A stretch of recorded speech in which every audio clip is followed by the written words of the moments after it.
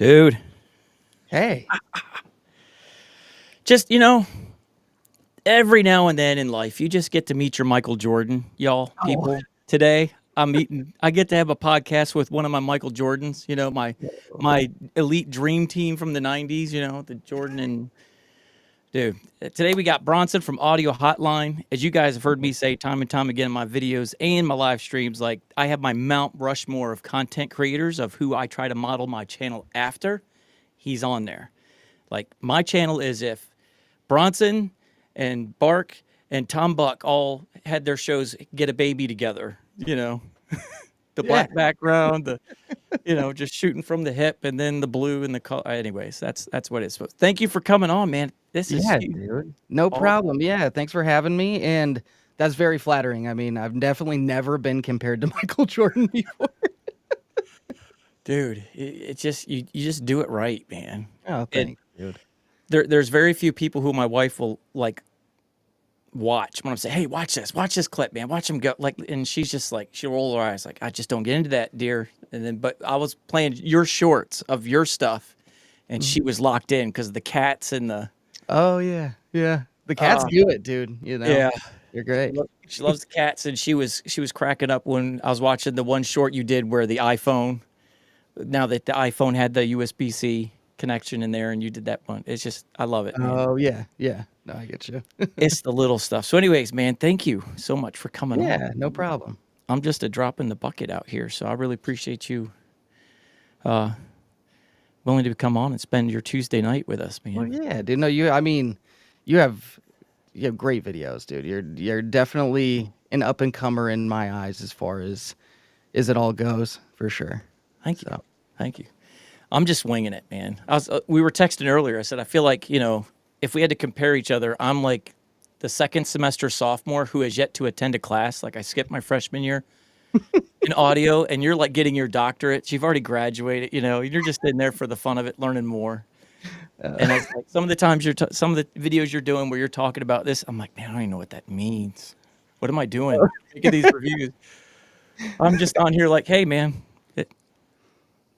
go get Dude, one. no, I mean, that's the funny thing though, is I mean, I think that everyone just has like an area where they really focus on stuff, like even within audio, as crazy as that sounds, because like Yeah.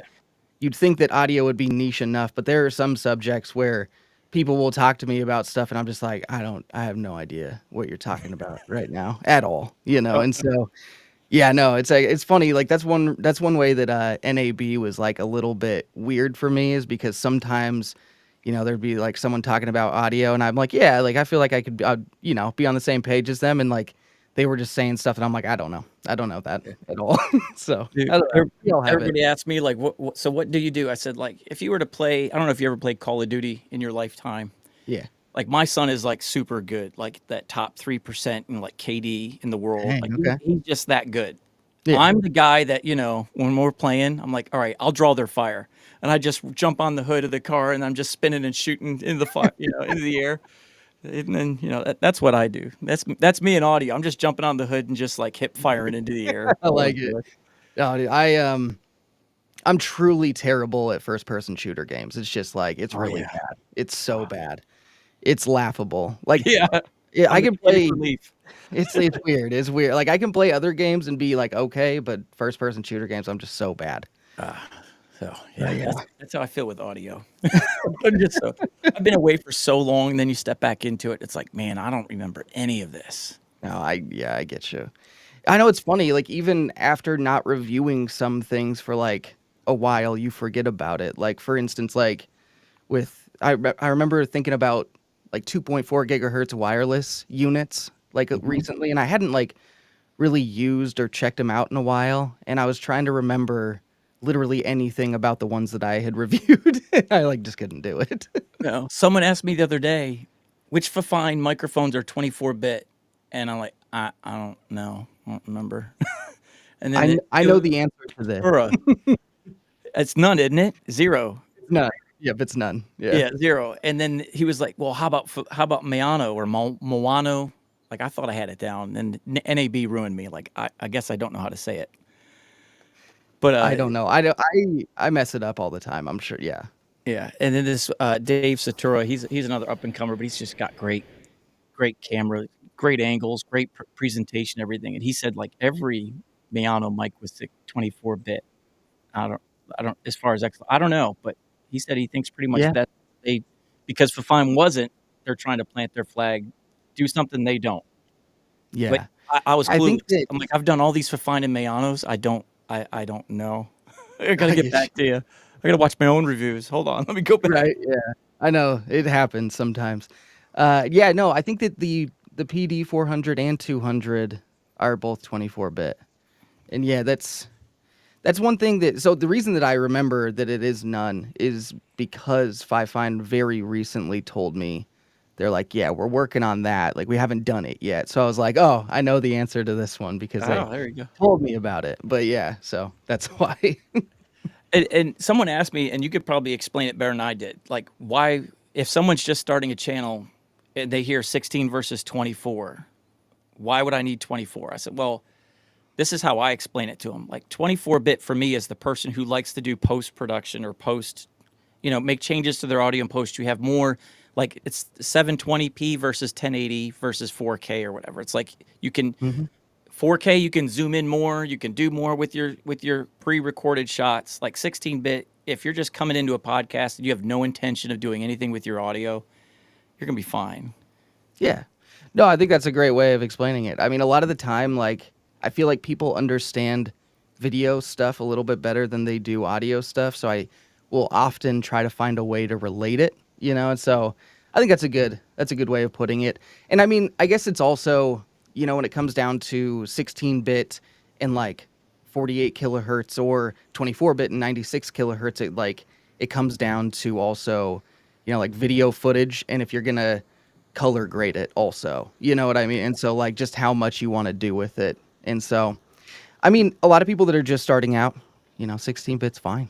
But as you progress, and that's like I think that's a big part of Yeah. it, is just like you want to future proof yourself to a point Yeah. where you don't just get to a point where you're like, well, I guess I have to buy a new microphone and the, 60 to $120 that I spent before is just kind of useless at this point. Yeah, and I've already started to get to the point now where I've got enough videos in the past where instead of like recording a whole segment all over again, like you can go back to older footage or older videos and pull that clip and be able to do something with it. Or, even with video, like I used a B-roll shot of a fine K688. And it was the same B-roll footage from a year and a half ago. Like I didn't even want to go back to it. I Yeah. have no Yeah. Bronson in me when it comes to B-rolls. I'm not in the mood today. Yeah. No, I get you. Yeah. That's something I've been really bad about. I don't think I mean, I think there's been maybe a few angles or a few shots that I've reused, but I don't think there's much. Yeah.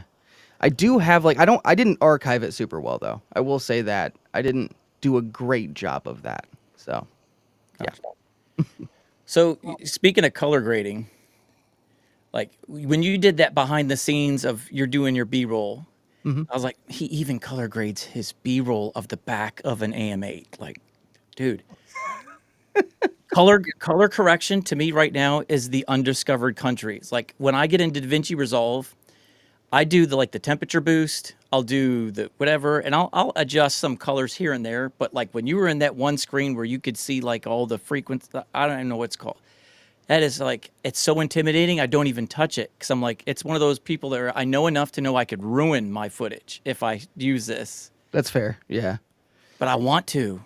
I want to Dude, so bad. I do just don't it. know. It's fun. Yeah, it's way fun. It's just it's like it's weird to get used to and it's kind of it really is in a lot of ways like processing your audio because like you can really overdo it very easily and a lot of times less really is more. And Yeah. so I think that you get into this like sometimes I think when I would start color grading a lot, I'd look at a clip and I'd be like, I want it to look like that, and that's just not a super, super realistic thing unless you're shooting like raw video and you really have the skills to make that happen, but just, if you just do it to improve it and make it look a little bit better and not really, and do what you can to make it look the way you want, like that's all you can really do until you develop the color grading chops. Like, honestly, in my opinion, like I'm not a very good color grader. I would say in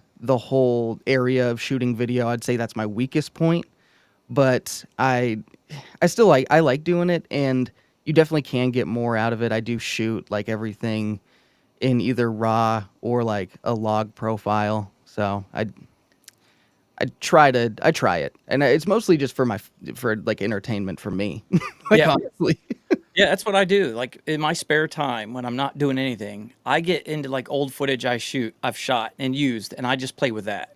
yeah, And it's fun. within like 10 minutes, I'm like, oh man, I got this. And then you like 20 more minutes, you're messing with it. Then you go downstairs for a cup of coffee, you come back, and it's like, oh my God, what'd I do? Dude, that's a What have big I done? thing. Yep, that's a big one. Yeah, Reset. taking the break from it is weird.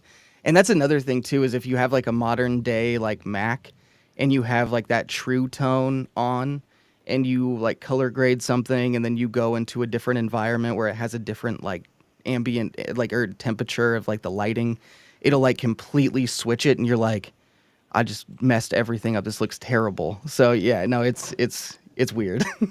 I would just like to get it because like I'm just looking at your shot versus mine. Like this is the story of my life. You have the nice, tame, natural, toned down, warm look. Mine is harsh, and I know we were rushing to get everything in here, and I had everything ready but my lights and my microphones, which is kind of important for live stream. But anyways, I had everything else ready. So it's like I think I have everything a little too cranked in here, but Yeah. so naturally I'm like afterwards toning it down or something. But that's to me where I'm trying to be intentional about it because I know in a hurry.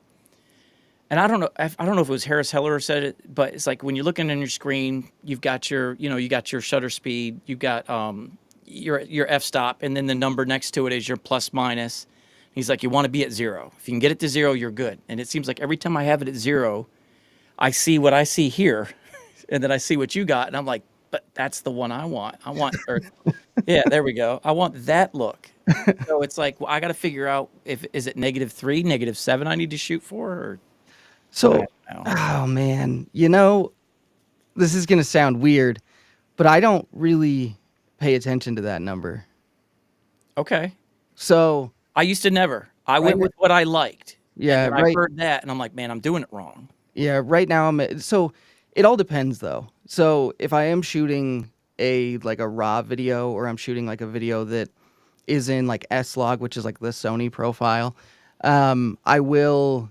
I'll usually overexpose like to a certain degree, but what I always use is zebras. So I'll use Yeah, like yeah. zebras in the camera and just be like where when I, take a video of it and like where are my skin tones and where do those zebras happen or Mhm. stop happening is usually the best way of doing it. You like turn your light up until you can see them and then you just turn it off enough or turn it down enough that those go off. And that usually helps a lot and then you can kind of like dial in that look every time. Right now, I'm kind of winging it a little bit more. I think I'm at -0.7 or -1 even right now. So but with the other stuff, it's usually a little bit more calculated. But when it comes to this one, which is like the no picture profile on the Sony, I'll just do what I think looks the best. I feel better now because I was always at negative. That was the look. It's like, man, mine always says negative. When I dial it in, then I look at the screen, it's like -7. I'm like, this ain't it. Like I'm doing it wrong. I need to learn how to get the colors with it at 0. Yeah. Getting into the game. Like, do I got to get into the game? I don't know. Camera is beyond me. Like I'm the basics. So I depend more on my lighting than I do the settings of the camera. No, I get you. Yeah. No, that's a good thing. I think that's a great Yeah. thing. But yeah, I mean, a big part of it is just, especially with lights, just diffusion, Yep. like soft boxes and just Yes. as And big of a I go light heavy. source. Yeah, but yeah, that's big. And I don't know, for live streams, the way that I look at it is like that's the time that you do want it to look the way you want it right then because you can't touch it after the fact. So I'm Yep. like, if I'm -1 right now, I don't care, Gotcha. if it looks the way I want it to. So But good. I'm going back then. I'm going back. yeah. But yeah, I do a lot of video projects, pastor at the church. So whenever we do like Mother's Day videos or video, like I'm the IT video production, like because of what I do here, it's like, all right, Michael do it. Yeah. So I bring in my cameras and I set up my soft boxes in there and I go dark. I go dark like you have it. And the portrait cinematic look. And I'm like, I don't care about the numbers. I like this look. But when Yeah. it's like live stream, so that's good. All right. Yeah. Yeah. I'm just going to go back to my -7. Yeah. Yeah. So real quick though, when you do it and you said the zebras, do you do it where the zebras are completely gone? Or do you like go till they're gone and then go back one or? So I go until they completely disappear, usually. Okay. So, but I mean, like, depending on your camera, you'll just have to figure out if that's at like, like 53 or 45, like whatever that number is for skin tone. Yeah.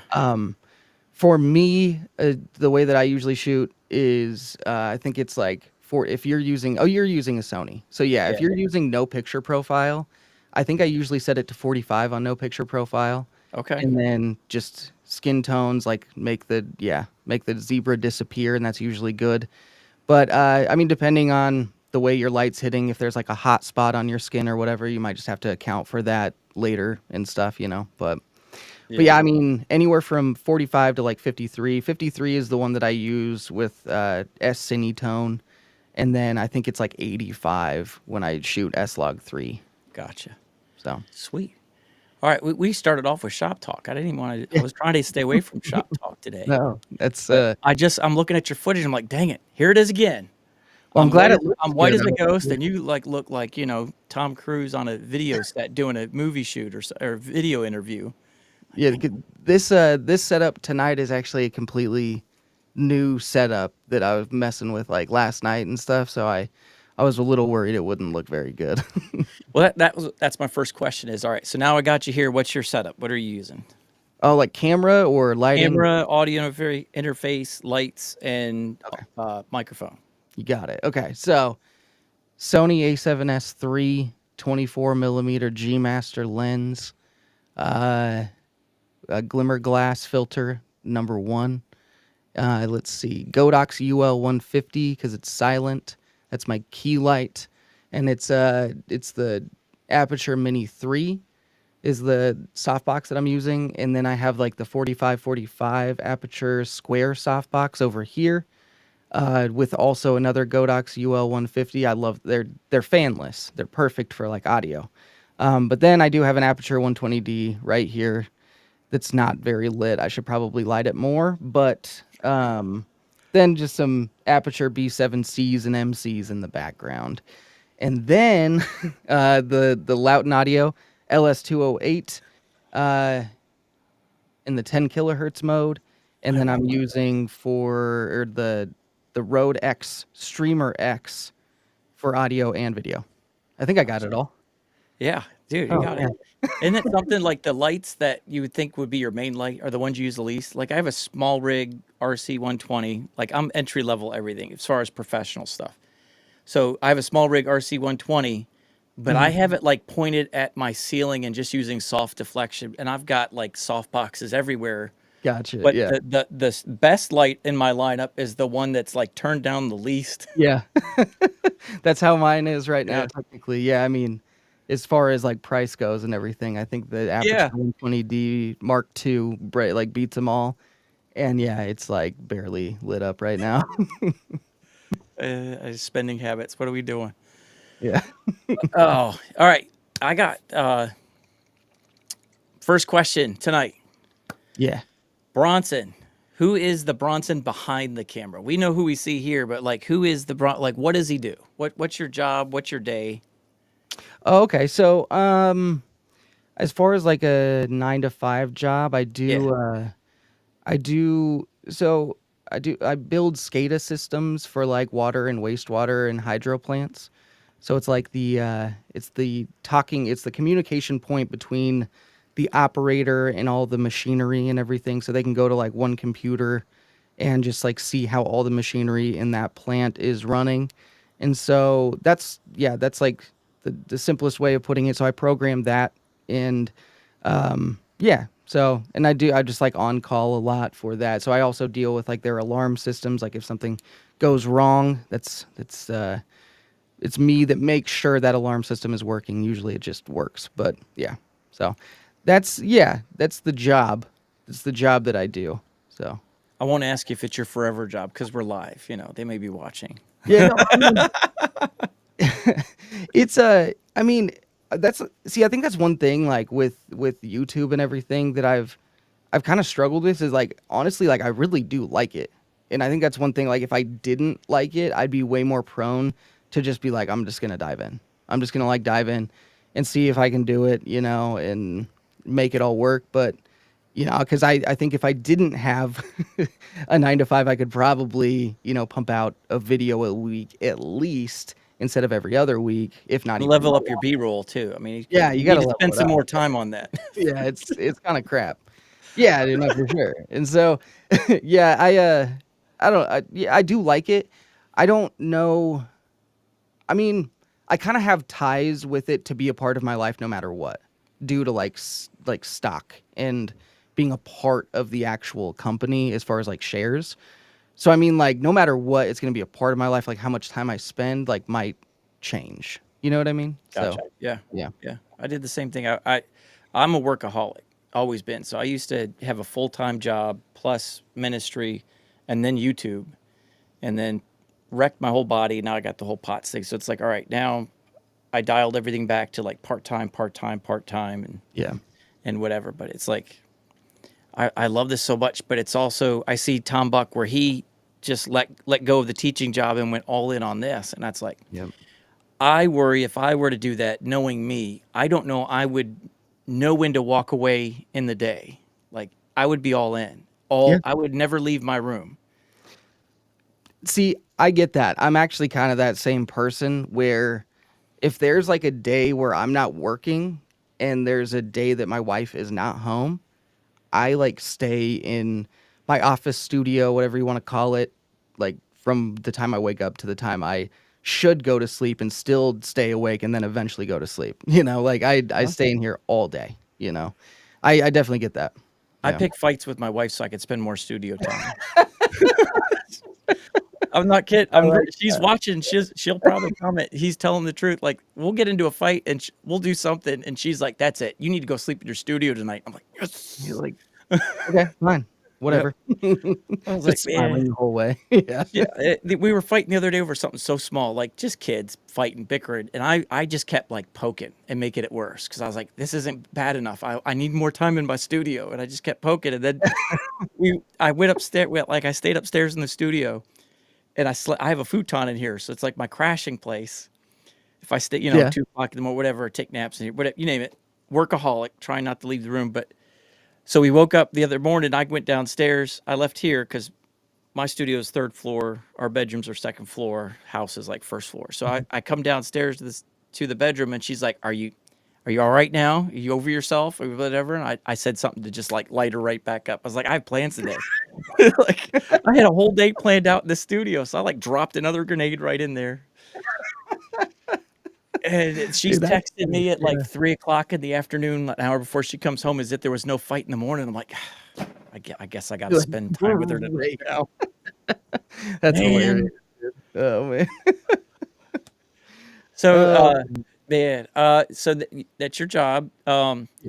What's your workflow? Like how, say you work your 9 to 5, how much of your time do you spend on YouTube? Is it daily? Do you set aside a certain day? How do you schedule your day with YouTube? I would say YouTube, no matter what, it's at least every day. I'd say it at a minimum 2 hours. Um, but usually I'd say probably closer to like 4. But then come Friday, Saturday, sometimes Tuesdays, depending on things, like I'll work like 10 hours on YouTube stuff probably. A day, 10 hour or a Yeah. week? Like no, so like 10 hours, no, 10 hours a day, Friday, Saturday probably. Okay. Yeah. I was like, man, you And work a then 9 to 5 and then 10 out. Like, where do you sleep, man? yeah, no. So yeah, I work Monday through Fridays. So like and then Friday late I'll work, but then sometimes I'll have like a half day on Friday and I'll just like work the rest of the day on YouTube and then usually Saturday, I guess Saturday and Sunday are my heaviest days. But yeah, like but it's no matter what, I'm usually spending at least a couple hours a day. Gotcha.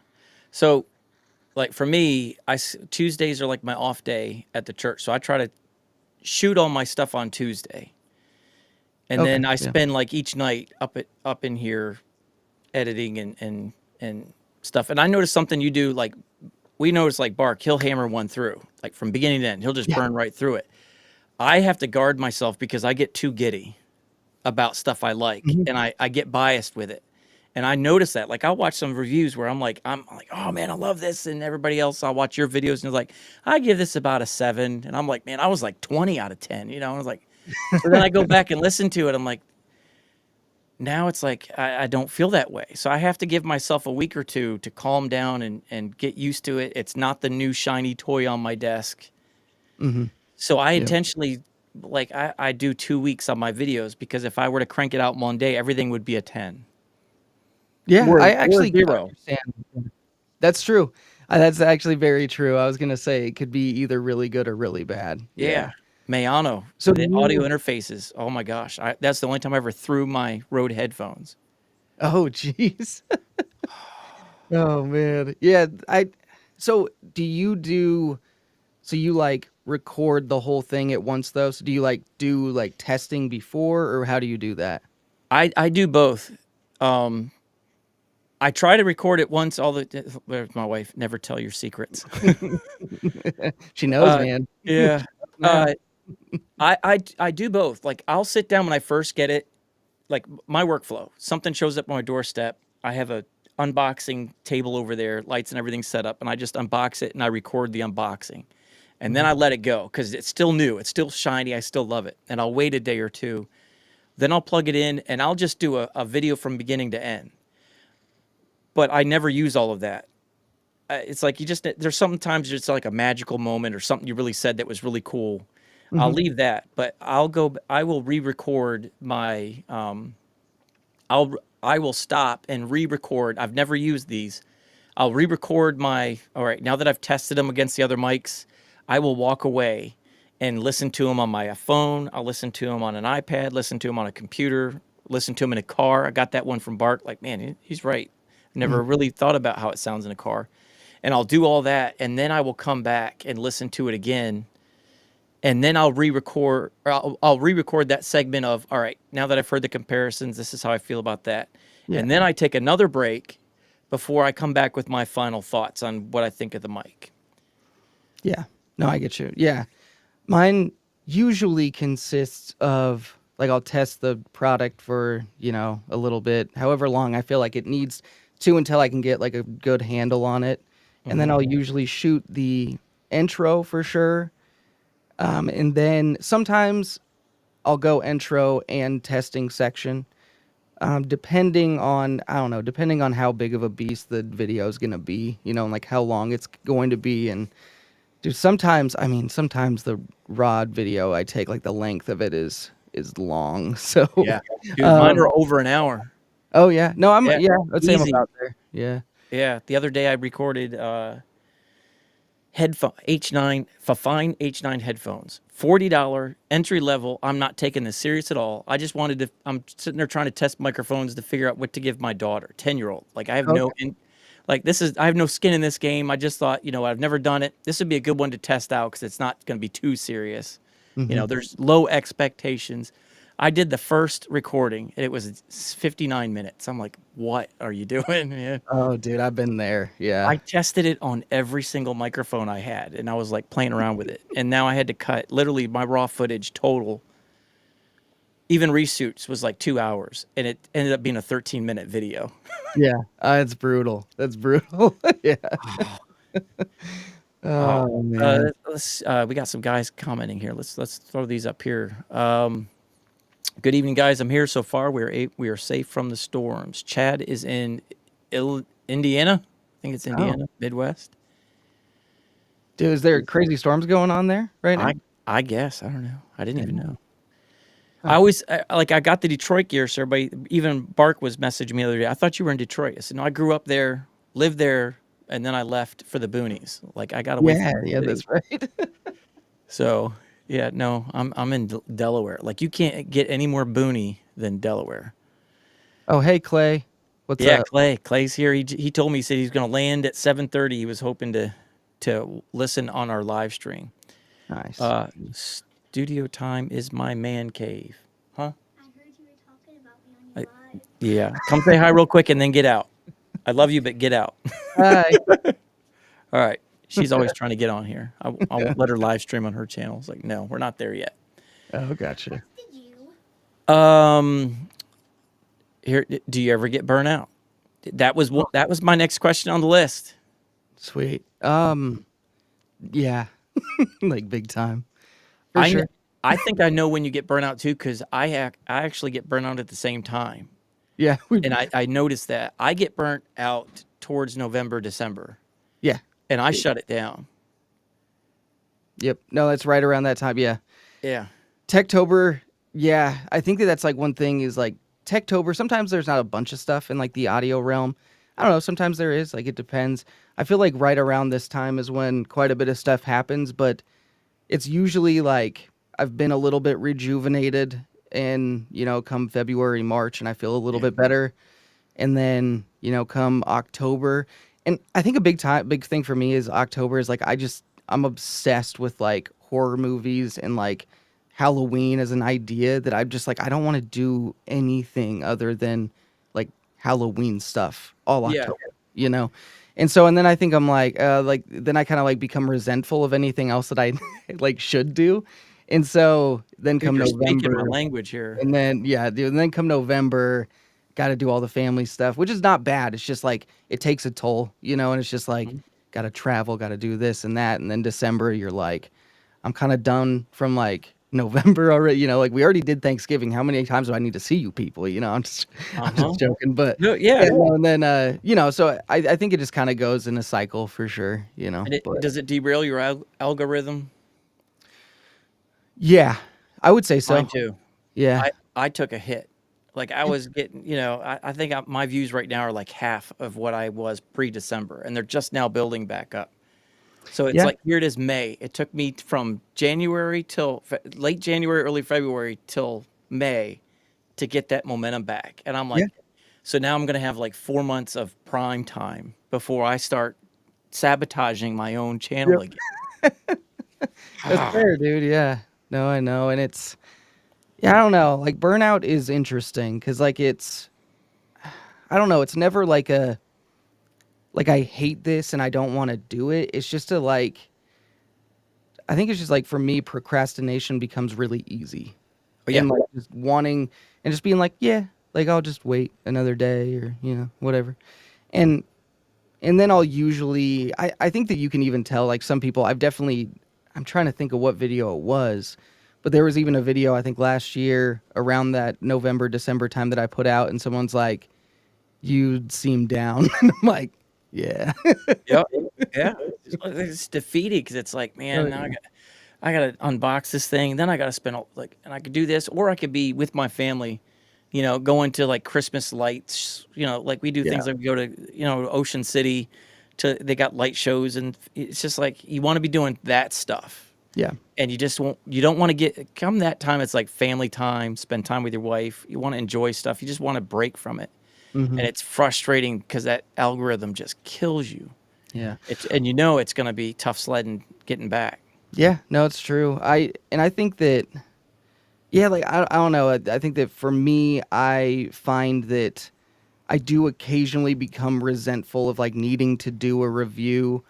And then occasionally when I need to do a review, but I have an obligation with family, I'll become resentful of family sometimes and just be like, Yes, it's just dude. this like cycle of like, I'm mad at someone because I have to do this, like I'm mad at something, and it's interesting. That's what gets me in trouble here, because you're like hitting everything right on the head. I get so frustrated. Like I want to bang this stuff out. I don't want to get behind. Like Mhm. I'm a startup, so it's like I shouldn't be behind. I shouldn't have to, like, it's blessed to be stressed. It's like, okay, all these people are sending me stuff. I don't understand with the 1,000 subscribers why they keep. Okay, I didn't say something glowing about Miano, and you're sending me another one. Yeah. An upgrade of the crap box that you just sent me. Now it's a bigger, better crap box. But you're gonna, I even told you I like the Miano. Which one came out first, the AME2 or the Neo? I think it was the AME2. I think so. Yeah. I literally emailed them and said, I don't want to review it. I Yeah. hate it. I said, I hate it. I said, hate it. I threw my headphones. I said, there's reverb. I can't get rid of it. Oh, just hit the button. Dude, that doesn't work. It's still there. They're like, well, then they said, well, everybody loves a little bit of reverb in their thing. Not this guy. Not this No, guy. Like, no. no, I'm not, if you're a vocalist, I get it because you're already putting reverb in there sometimes for those people. Okay, you can get away with it. But for like, I couldn't stand it. And I was trying all these different ways to get it out. And I Yeah. literally just took my headphones and threw it and I cracked it.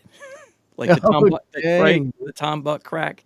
Yeah. So yeah, Tom Buck crack. Anyway, I just got it. Yeah. sorry, Tom. Sorry, Tom. But there's a pun for you, Tom. Yeah. But anyways, I sent it back and they gave me a new one. And I was just like, hey, it cracked. I I didn't tell them I threw it. I just said it cracked. But Rode's awesome. But yeah, and what do? It's like, all right, well, at least I don't have to worry about them sending me the next one. And they're like, hey, would you like to review this one? I'm like, you want to do this again? And they're like, no, yeah, tell us you don't like it. Like, Yeah. and I appreciated that. I'm like, all right, you're wanting me to dump on it. Mhm. And they're like, yeah, we want, for anything. It's like, all right, it also, and they said this, like, this also helps establish your trust factor with your viewers. If you don't like it, tell them why. We're going to take that feedback and use it. And they sent me another one. And I'm like, I appreciate that we're doing this, but I do not want to spend 2 weeks of my life reviewing this crap box. Yeah. Yeah, see, and that's an interesting point, is like, and Bark and I have talked about this at length a lot of times, and even Tom and I have talked about this too, is like, you're like, I don't want to review something that's bad because it takes time to do that. Yes. But at the same time, like they said, like it does gain trust with your audience. But I'm like, I don't know. It's tough. There was a part of me that in this, I think that Bark and I agree on this also, is like we like reviewing the good stuff and the really bad stuff. The stuff that's in Yeah. the middle just kind of is whatever. Like if it's like truly awful, I'm like, yeah, like I'd love to just like say how bad this is. But anything that's just like mediocre, you're like, ugh, this Yeah. is so unexciting and like it's just boring. There's 2 brands that send me stuff that I have no emotion about it, good or bad. It's just whatever. I don't know if I should say the name. Should I even say the You name? I should feel say bad. the name. You should say it. Toner. Oh, okay. Yeah. Ah, I get that. Toner doesn't move the needle for me in either direction. And No, if that's they fair. if it does move the needle, it's slightly towards the don't buy it. Yeah.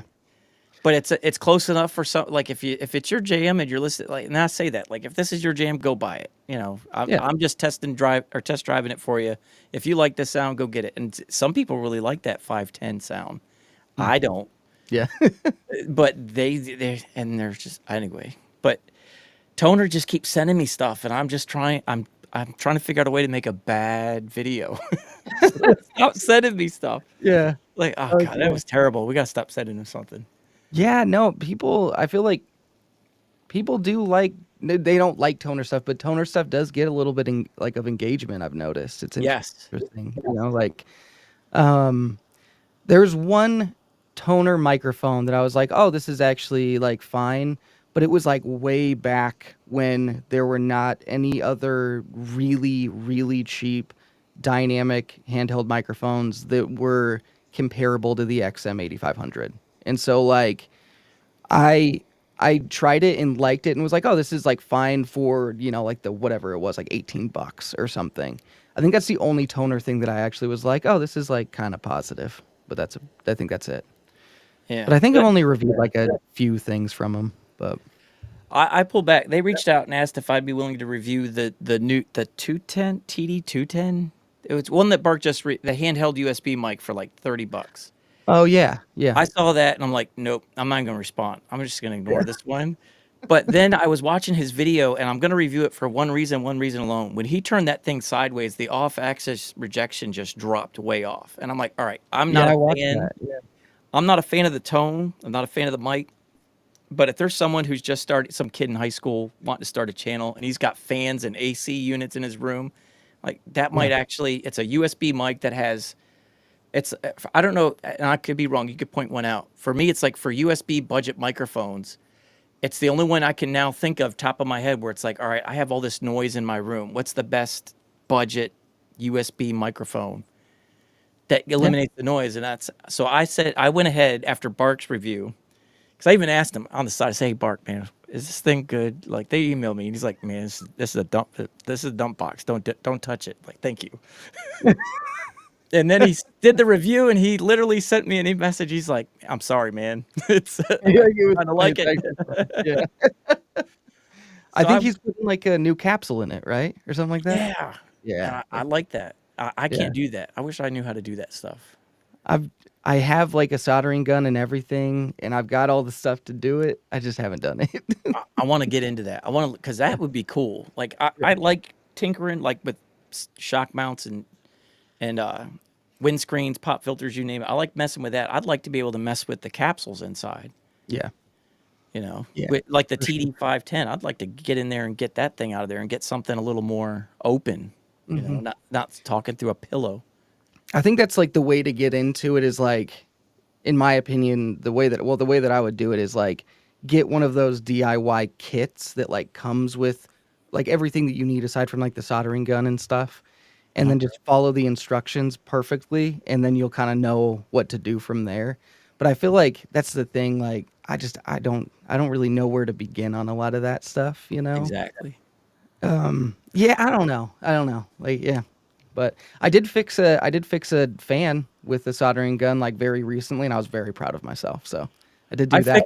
I fixed my kayak with the soldering technique. Like I saw somewhere on YouTube, like you could take the lid of a bucket, like a 5-gallon bucket, and then like take a heat gun and melt it onto your kayak if you got like a hole in it. Yeah. And so I was like, all right, that's my soldering, was like with plastic on a kayak. You know, I haven't drowned yet, so Well, hey, yeah. it worked then. Right. Kevin said Mano has a new interface they're about to release. Didn't they just release that metal one, the M22 or something? The PS22. PS22. Kevin, are you talking about that one, or are you talking about a newer one? A newer new one? I don't know. There might be. So, yeah, at NAB they didn't announce anything, but that doesn't mean they're not. Yeah, I don't know. I saw that new mic they had. Like the USB one? Is that what you're talking about? Like heavy RGB on it. Yes, that was something. A lighthouse light. That, I don't know if they do this with you. That I'm sure they do. But they reached out to me in an email after I did the PD 200 and the 400. I'd done them like really close to each other. And they reached out in an email and said, "Hey, we're designing a new mic. What do you think would be? What would you prefer? A metal version of the PD, something more like the SM7B, or another mic that looks more like the Rode Pod mic?" Like the PD200X was like the SM7B direction. Like, gotcha. Yeah. And the PD200X was like a Rode Pod mic, and they were like, "Which one would you like to see out of our next one?" I was like, "I'd like to see a metal version of the PD, like that body style, but with brighter tone, less mid, you know." Yeah. Yeah. I get you. And that was a year ago. And then I'm looking at your guys' stuff on NAB, and I'm like, that is not what they talked about. Not what they did. they didn't go. Like, not only did my advice go nowhere, which I'm nothing, but it was like, you didn't even go in either direction that you asked me. Like, you went. Like, I figured there was two options. Yeah, you asked me like, you know, we're gonna make something and we're gonna go left or right. Which one do you think? Okay, we're going up. I'm like, okay, thanks. You know, I'm not gonna do that again. Yeah. All right. So, what were your thoughts on the Mano PS22, though? I'm gonna be real with you. I haven't plugged it in. Oh, you know? I haven't plugged it in yet. So you don't wanna. I haven't. I've had it for so long. Oh my gosh, I've had it for so long. Yeah, I don't know. There's a couple mics that I've had I get the emails like, "Hey man, how's it going? You know, we sent this, you know." And I'm like, just, you know, I'm getting there. It'll happen. It'll happen eventually. Yeah. Mm-hmm. Yeah, no, I mean, like, luckily, I think that luckily with the way that I do my videos, I think the companies, and I'm pretty open about saying it. I'm like, hey, like, with the way my videos are, like, they take a bit. Like, you know, like, you're 2 weeks, I'm 2 weeks.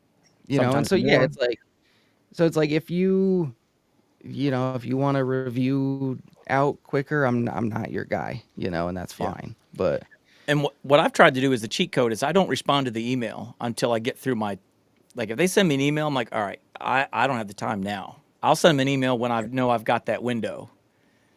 And then if I don't respond, I'm not I'm not taking it and they're waiting on me for it. It's just I won't respond until I know I've got that window now. So I've like kind of That's a good figured out a way idea. to navigate that one. Yeah. We got a question for you here in the chat. Uh, Uh-oh. Kevin, horror movies. What's your Mount Rushmore of horror icons? Oh. You can't Oh, say that's Michael tough. Myers. Okay. I'm taking one away from you It has to. because It that's has a to be cheat Michael code. Myers. That's a cheat code. That's everybody's. Okay, but I will say. Okay. This is weird, but how many? So there's 4, right? Is that what Rush Mount I don't know. Rushmore is? I don't know.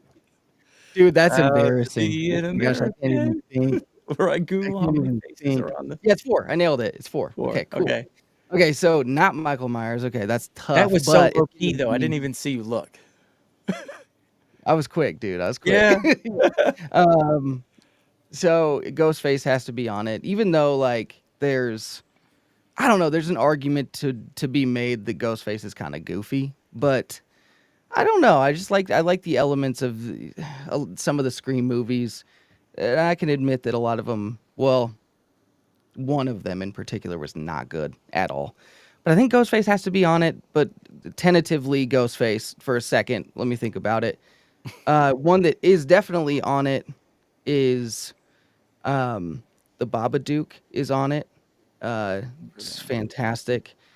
I'm gonna go. See, this is a hard thing. It's like some of the movies that I like the most don't have like a definitive like slasher person. You know what I mean? Because I can't be like, oh, like the main demon from, like Evil Dead, because like it doesn't have a face, like it's a person that it takes over, so I'm like, can't do that one, but so yeah, let me think All about right. this. Well, let me help you then on Okay. that one because I actually had this as one of my questions. Like Kevin's stealing my stuff today. What is the one? Because I know you're a horror movie buff, and I used to be in high school and like all that. And of course, I don't have the time for movies anymore. But anyways, but for me, the one movie that messed me, like the one that I watch. Here's my question: that real life affected you? Like a noise messed you up, a sound messed you up. It changed your life habit. Oh, okay. Yeah. I've got 2. I'll tell you what they are, but I want to hear yours first. Mine first? Okay. This is okay. There's a couple ways I could take this. I love it. Okay, this is a big one for me. This is one of the first horror movies I ever saw. It might be the first, actually. Putting my feet out on the ground after, like, when getting out of the bed. If there's a gap, I'm guarantee I think my Achilles is going to get cut. Can I tell you the movie? Can I guess the movie? Oh, I said it, but you didn't hear me? Go for it. Cat's Eye? Oh, Pet Sematary is the one I'm talking about. Oh, okay. But yeah. That's They my do movie. it in a few. They do it in a few, So Cat's Eye from Stephen King was the one for me because it was the little troll that would come out of the baseboard and climb up the sheets, crawl up on a little kid's bed on his chest and suck the life right out of you and from that moment on. And we had a dog downstairs that had a metal chain collar. Yeah. So like 2 a.m, I'm hearing him run through the house and I hear the little bells of the Cat's Eye little troll Oh my thing. gosh. So Yeah. for I think 5 from the age of, and we weren't supposed to be watching it. Like our parents were watching it downstairs, and me and my 2 sisters were like sitting on the steps, behind him, like watching the movie from the steps. And from that moment on, for like 5 years, my sheets and blankets never went over the side of the bed. And the minute I heard that get it. chain, I just, messed me up. What was the other one Oh man. for you? What was the other one for you? So, oh man. So I think that a big one. So this, I don't know. This one's weird though because like, it didn't really. I guess it didn't really make me afraid of anything in particular. But let me think about it. I got to say that like Jaws made me insanely fearful of the ocean. Like I can tell you definitively, I have been and seen the ocean. I can't even tell you how many times, and I've never went in it. I can tell you that. So, I guess Yeah. Jaws. That's a big one. Yeah, I have family in Florida too. It's like you can see they show you sharks in the water like 10 feet from swimmers. Like I'm not. That's a real thing Dude, for no me. way. They're Yeah, like, well, that's still. we didn't hear anybody getting eaten a lot. No, but you heard someone disappeared yesterday. That it's like that just means he didn't leave anything behind. He ate it all. Yes. Yes. He took Oh the my whole bite. gosh. So yeah, that the other one for me was in high school was The Ring. Or no, not The Oh yeah. Ring. Or Yeah. was it it was the one where if the phone rings, you've got 5 days and then the thing shows Yeah. up. Okay. The That Ring. messed Yeah. me up. That Yeah. messed me up. As soon as the movie was over, it was like 2 in the morning, and I was watching it with some friends, and the phone rang. 2 in the morning, Oh, and dude. we all Yeah, like threw that's the phone bad. and That's ran. bad. That's it. We're out. Yep. Yep. No, that's yeah. That's that's fair. Oh man. Um Man, okay. Let me think about this. So I will go with Ghostface. I'll go with the Babadook. I'm gonna go with these see, this is a problem with me, like for me, is like there's one movie that this one was in that was just killer and was so good. And then there was another or two where it was just so bad. But I gotta go with Valak from The Conjuring 2, not from The Nun or The Nun 2. Just like it's not even really like about Valak in particular. Like it's the look. The look is just incredible, you know. So I'll go with that, and I will go since I can't do Michael Myers. Let me think here. You know, as weird as this sounds, I'm gonna go with Jack Nicholson from The Shining, just like him, his face. You know what I mean? Like I'm just going with that. Did you see the short that's floating around this week? I've never seen that movie, and I've never seen like those like the thumbnails scare me. And I'm like my son's like he likes horror movies, but I Mhm. am like, dude, I can't. I don't want to go. I don't want to spend money to be scared. I don't. Yeah. I'm at this age now. I don't want to like. I'll go watch a Marvel movie, which stinks anyway. So I just go to movies. But it was like I just don't do that because I just evolved to a place where I just don't want to spend money to be scared. Like I'm married. Yeah. I already spend money to be scared. I don't Oh, need yeah. more of it. Yeah. Love you, babe. But Oh, yeah, that's funny. I'm scared about what you do to me. She's watching. I'm like, I'm scared. Okay. But I lost my train of thought. It was just like I just got in trouble. Back on the couch. Oh man, yeah, yeah. You did that on purpose, dude. Yeah. Now she's gonna be like, now you can't leave, and we got to talk about it. You know. But Oh, that's what it was. The Jack Nicholson thing. I was scrolling through shorts, and I hate watching shorts, and it gets me every time. But there was someone talking about how Jack Nicholson broke the fourth wall in that movie. oh, I didn't notice it. Okay, There's I'm a trying to scene think. where he leaves. He's yelling at the girl on the bed. I've never seen this movie, but they Mhm. showed the clip. And when he's walking out, he storms out of the room and he comes towards the camera and turns away. But right as he turns, he looks at the camera with like just like it's about to get real moment. Interesting. I And need he to. played. I need to watch this. Yeah, they said no one's ever noticed it, but he did it, and the director didn't yell cut because even though he looked at the camera, that's usually when you cut that out. He said it scared him. Oh He dang. left it in there. He's like, dude, that freaked me out. I'm leaving it in. Oh man. Yeah. Oh. See, but dude, that movie is fantastic. Definitely watch it. It's Like, not like I mean, here's Johnny. Is that what he's like when he's yeah, leaving? Yeah. yeah. Which honestly, I think his name is Jack Torrance in it, and so like, I think that it was I think they were Johnny referencing Carson. Johnny Carson. Yeah, Yeah. it's like that's what I was thinking it was. But yeah, it's kind of interesting. But dude, that's a hard thing with like the Mount Rushmore thing because like as weird as it sounds, I wouldn't. I think a lot of people would probably put Jason Voorhees on theirs. He's not on mine. Like it's not that I don't. I think that those movies are fine. Like a lot of people would put Freddy Krueger on theirs, not on mine. The one that is close is the doll from Jigsaw or from Saw, but I don't know, close. Yeah. I'm trying I to mean, think. In high school, we were binging horror movies in high school. yeah, but Freddy Krueger for me was never scary. It was just Yeah. a fun night. he's like funny and stuff, and so like I mean the same argument a You little weren't bit. watching it to be scared. You were Yeah, watching it to be entertained. yeah, and I think you could make well I don't know Pennywise like the new Pennywise is scarier in my opinion than the old one. I think some people take like they don't like that take though, which is fair. Like that's fine. It's But legit. Pennywise is scary. Like we in our church, if a kid's new, we give them a balloon. I So like it. I didn't think Red one? about it, right? Yeah. So they're red balloons. I love it, dude. That's amazing. Yeah. So one kid, we're like, none of these kids, like this is church. No one's watching these movies. And one kid comes in and he says, not that one. No, I want the purple one. That's I'm funny. like, man, Oh, so yeah. that is a legit scary thing, man. He's terrifying. Yeah, I see. That's Just tough. I looking think. at him. Yeah, I think I would need like 8. I think I'd need like a top 8, and then I'd feel comfortable being like 4 just slims it down so much where I'm just like doubting everything, you know? Yeah. So I don't know. But Got it. but yeah, I guess that. Let's hit some of the. We got some comments here. I'm falling behind. All right. So Clay.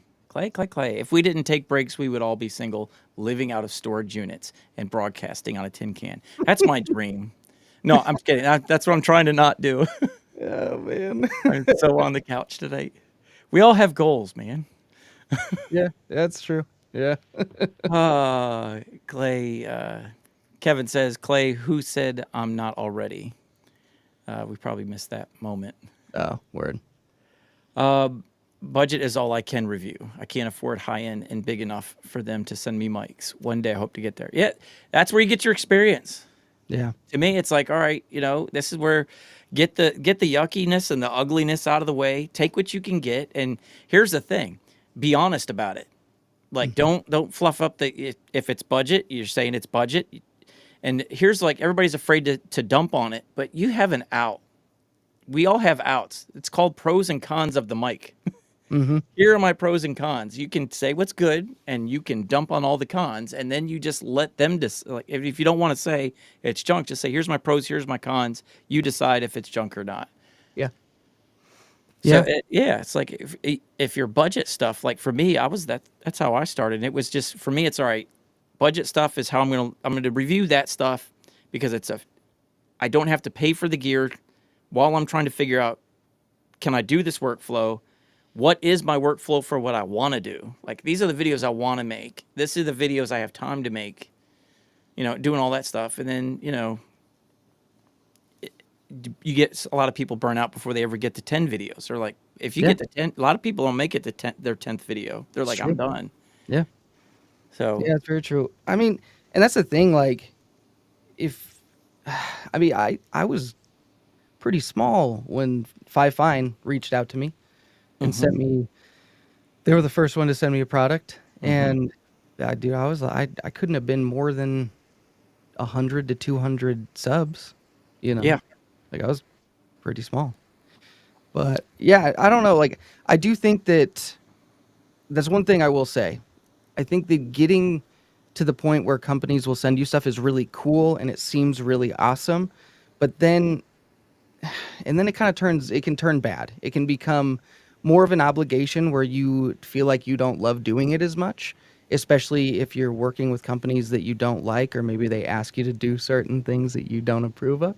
We'll get to that. And so, yeah, and so I mean, like, there's good and bad things. Like, for me, honestly, if I could get to a point where I had like enough members, I would probably never take another product from another company, and I would probably just buy, and then just like buy and sell, and just like have the wheel go that way rather than dealing with companies. Because like, and it's not that like a lot of the companies that I work with are fantastic. Like, they're amazing. They've never done anything that have upset me, but it's the pressure of it all, and like the transactional nature of it that I don't really like. And it's just like, if I could take that element out and like get away with it and still do pretty well as far as like affiliate sales and like revenue and stuff, like I would do it in a heartbeat. Yeah, I've already noticed the difference. Like, and Fafine sends me stuff, and I love Fafine because I love how I can be honest with them, and they're cool with it. Same with Mayano, whatever. But like the Rode NT1 Signature Series, I bought that myself, and I've had that for 2 weeks, and I'm still in the editing floor with it. I haven't done my final thoughts.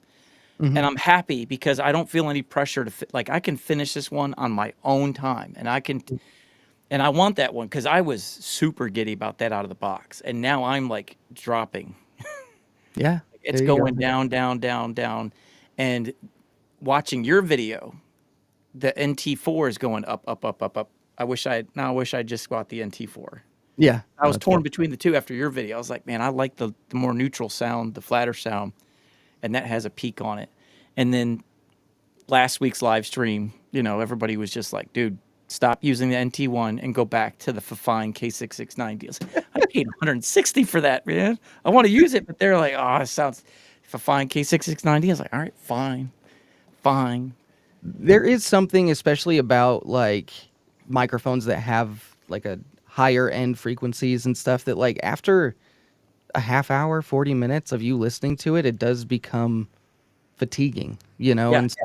And that's one thing that is, interesting is like when you go back and since we have really long raw footage, I mean, I listened to that microphone just in editing for hours, and so like there have been plenty of times where I've listened to that and then I've been like, okay, this has helped me make my decision even more of like how I actually feel about it.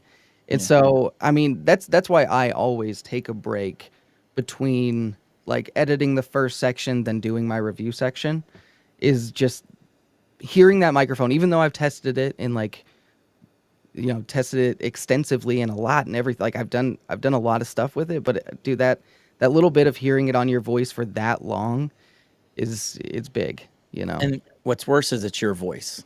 Yeah, that's I fair. hate my voice. I hate Oh, I think they're. Oh well, I mean, I would say like Mike Delgadio probably likes his voice, and I would say there are some people out Clay. there I that wish I like had their Clay's voice. voice. Yeah, Clay has a nice voice. I'm Yeah, telling you. and so yeah, I mean, I feel like a lot of people feel that way though. Yeah.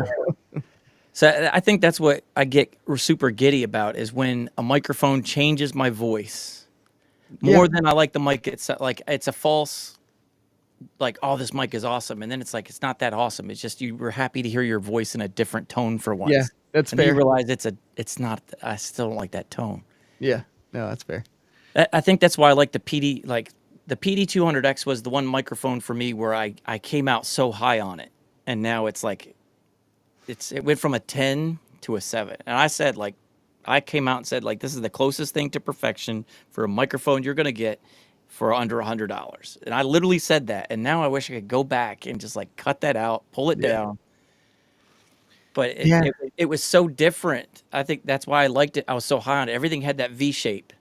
The Mayono PD100 for those budget mics. Everything was there, and all of a sudden you had this one mic that was the opposite of the V shape. It was refreshing to hear something different, but it wore on me quick.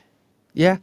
Yeah, I felt that this very similar way about the PD200X. Is like I'm trying to remember like what I gave it. I think I gave it a high grade, but I think I think you gave it a 7.5 or an 8, something like that. Yeah, I think I was probably very similar to that. And so I think a big part of that though is I even say in my video is like the cool thing about this is that it does offer something different. And some people are going to like that. Maybe some people don't like the other options that are out there. You could like this. And so when it comes down to that, it's good because it offers everything you need and it offers a different sound that some people might like, I don't know. It's tough. And I know, and I think I've heard you say this too, like the Mayono app before, someone told me they did an update where you could now customize your high, mids, and lows instead of just getting the presets. But the only reason I liked the Mayono more was at least they had one and Fifine didn't. So if someone had no experience, they had no idea what to do, and they just wanted a USB mic, it was like, all right, that one at least gives you something where you could change the tone to 3 different settings if you need to. Yeah. But someone said in the last week's podcast they did a firmware update, so I got to check that out because I think that would be big if they give you more. I used freedom it to do that. recently, like for the video I'm working on, and I don't remember it having that, but maybe I missed it. I don't know. Yeah, I don't know. I haven't heard or seen anything either. Yeah. Clay Allen says, Jeepers Jeepers Creepers. The creep. Or is it? Or what is what do they call him again? Is it the creeper? I don't know. I think so. Clay, is it the creeper? I think it's the creeper. I think it's the creeper. Kevin was saying the new Mayana one's supposed to. Oh yeah, now I remember. It looks like the Rodecaster. It was at NAB. I think Tom Oh, okay. Dark No, Corner Dark yeah, Corner showed it. gotcha. Yeah. No, I do remember seeing that. I honestly thought they had that already. I don't know why I thought that. But yeah, no, I do remember seeing that at their booth. That's right. But they've tainted me so much. It's like, oh great, now it's another one, and I bet you they got the same sound card in it. Oh yeah. I don't know Oh, what you no. would have to raise the price for a good sound card in that, but I would pay it. Yeah. You know, it's like, I don't care. Just whatever money you're saving on that sound card, you do it. Just put it in there because there are so many people that are not buying it at all because of what you Yeah, tried to that's say. fair. Yeah. So yeah, Joyride, is that a horror movie? Yeah. Yeah. No, it's with is it with oh, I feel bad not remembering, but I think it's the guy that was in the Fast and Furious that passed away. Paul Walker. What's Yeah, I think he's in it. I'm pretty sure.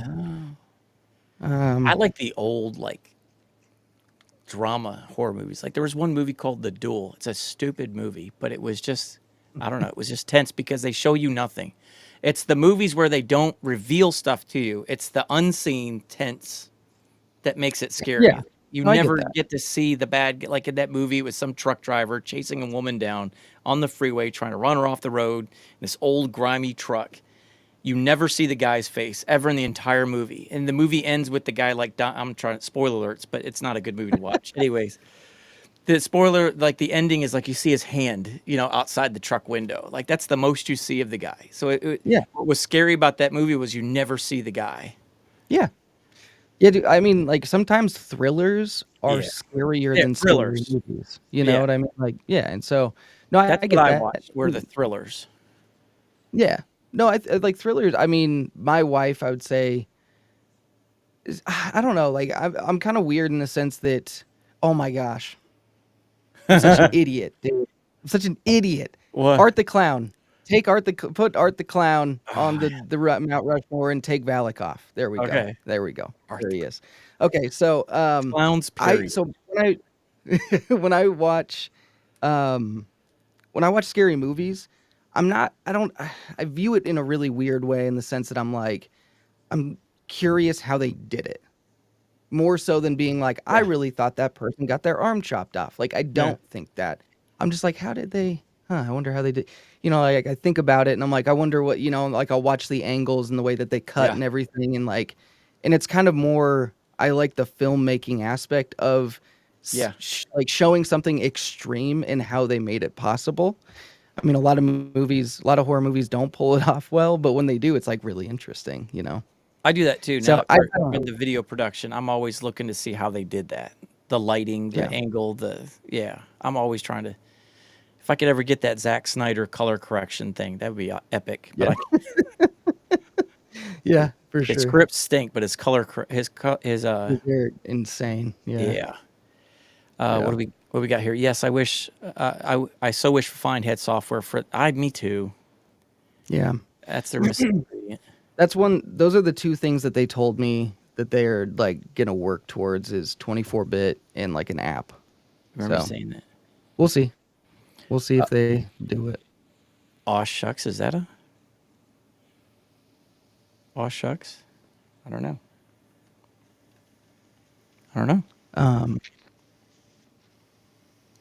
Maybe it's me. Yeah, I don't know. Did I say something? Yeah. No. I think I've got some hissing in my audio. I'm not sure if that's me. Might be my air conditioner's on. It shouldn't be on. Yeah, my AC. Sorry. Good evening, Mike. you- Hey, live stream consultants here. What's up? Hey. And last one, we'll hit this one, and then we'll get to some more stuff because we're at an hour. We didn't got to the good juicy stuff yet. Do you watch mic reviews of a mic you are going to review before, after, or not at all? Oh, me. Okay, so Yeah.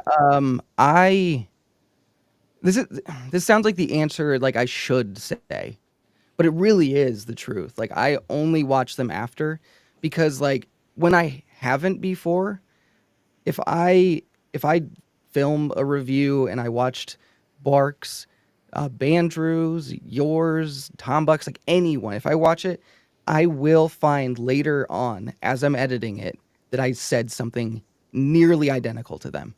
And I'm Yeah. like, I can't do it. I I can't do catch it, myself So doing that. and so I absolutely refuse, which sometimes it like kind of kills me, because like there'll be a new product that maybe I didn't receive and the embargo just lifts and Tom Buck puts a video out and I'm like, "Oh my gosh, that looks so amazing, but I want to review it." So now I got to wait, the little bit of time that it takes to ship to me and then me eventually getting around to it, and it sucks to wait, but I'm always a lot happier when I do because I feel like my videos come out more my own than someone else's. Yeah. I catch myself because there's certain mics that I just don't have any opinion on. Like I'm just not excited about it. Then I'll watch yours, I'll watch Tom's, or I'll watch Bart. I watch you three on a mic sometimes. Um, if someone sends me an email and I'm just like I don't have any emotion about it. Like I don't know. What's the vibe for this? Like what's the draw? Like if I make this video, is anybody going to watch it? Do they even care about this mic? And I'll Yeah. watch your guys' stuff for that. Like I'll watch it to see is your excitement or is it because here's my thing. If you guys say it's junk or you're indifferent, I'm not going to respond to it. I'm not going to say yes, I want to review it. So I'll watch it for that, but I don't watch if I'm going to review it. I don't watch your whole video. I will skip to the very end of your video first and just watch your final thoughts. Like what do you think Okay. about it? Yeah. But you're like the comparisons, I don't watch that because I don't want like you said, I don't want your thoughts on how it compares to certain mics to bleed into my thoughts. Yeah. No, that makes sense.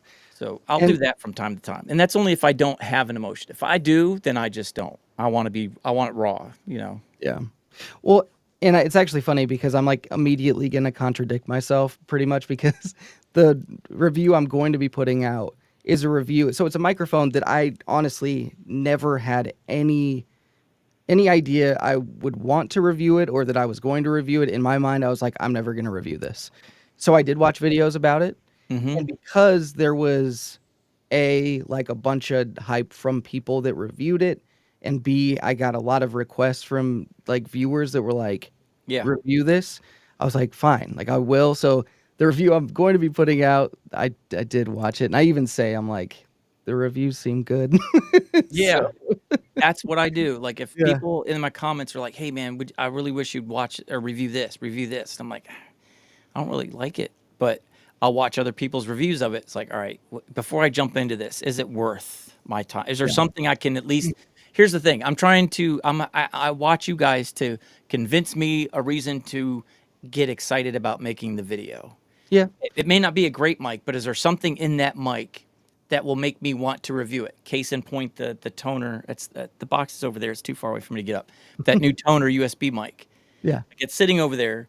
There's only one reason I like that mic, which is the off-axis reject. So if it wasn't for that, I wouldn't review it. Yeah. And I wouldn't be reviewing it had I not seen Bark's review where I just caught that moment where he did. I'm like, ooh, you know. So Yeah. I do sometimes if I'm indifferent, if someone reaches out about a mic and I don't have any emotion on it, I will watch not either. I will check all three of your channels. I'll watch you, I'll watch Bark, and then I'll watch Tom.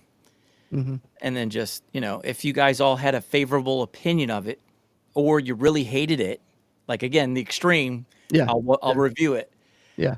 I've only hated one piece of equipment ever that I've reviewed, and that was the Mayano interfaces. But Gotcha. anyway.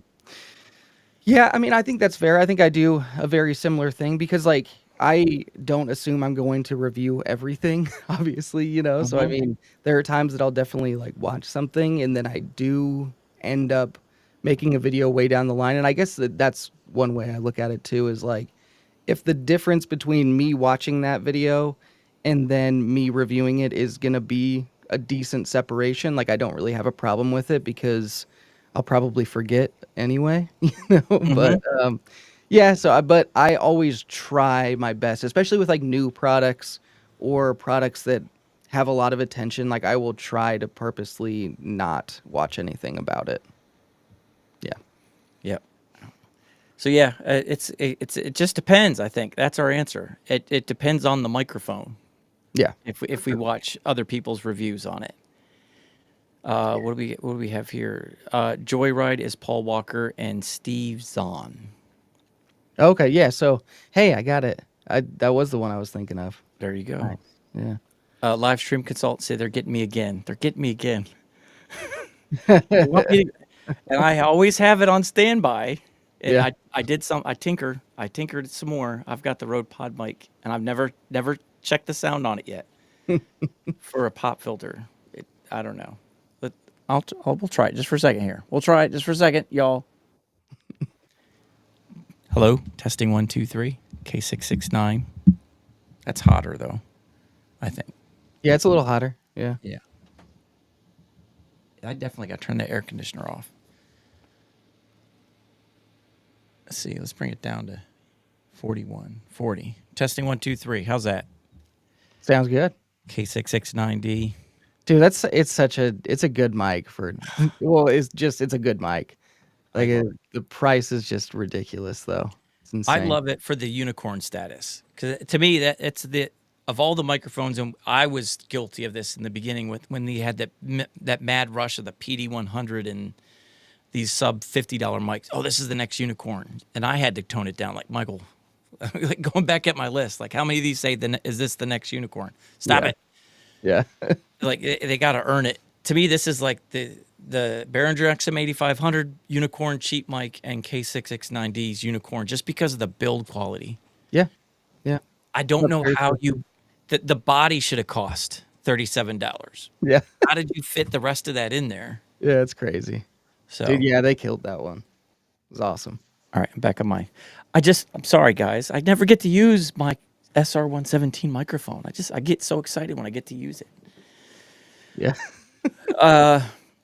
So, spoiler alert, Fine reached out to me, and I feel. Should I say? Okay, I have to say it. I spilled it. I spilled the drink. It's out of the bag.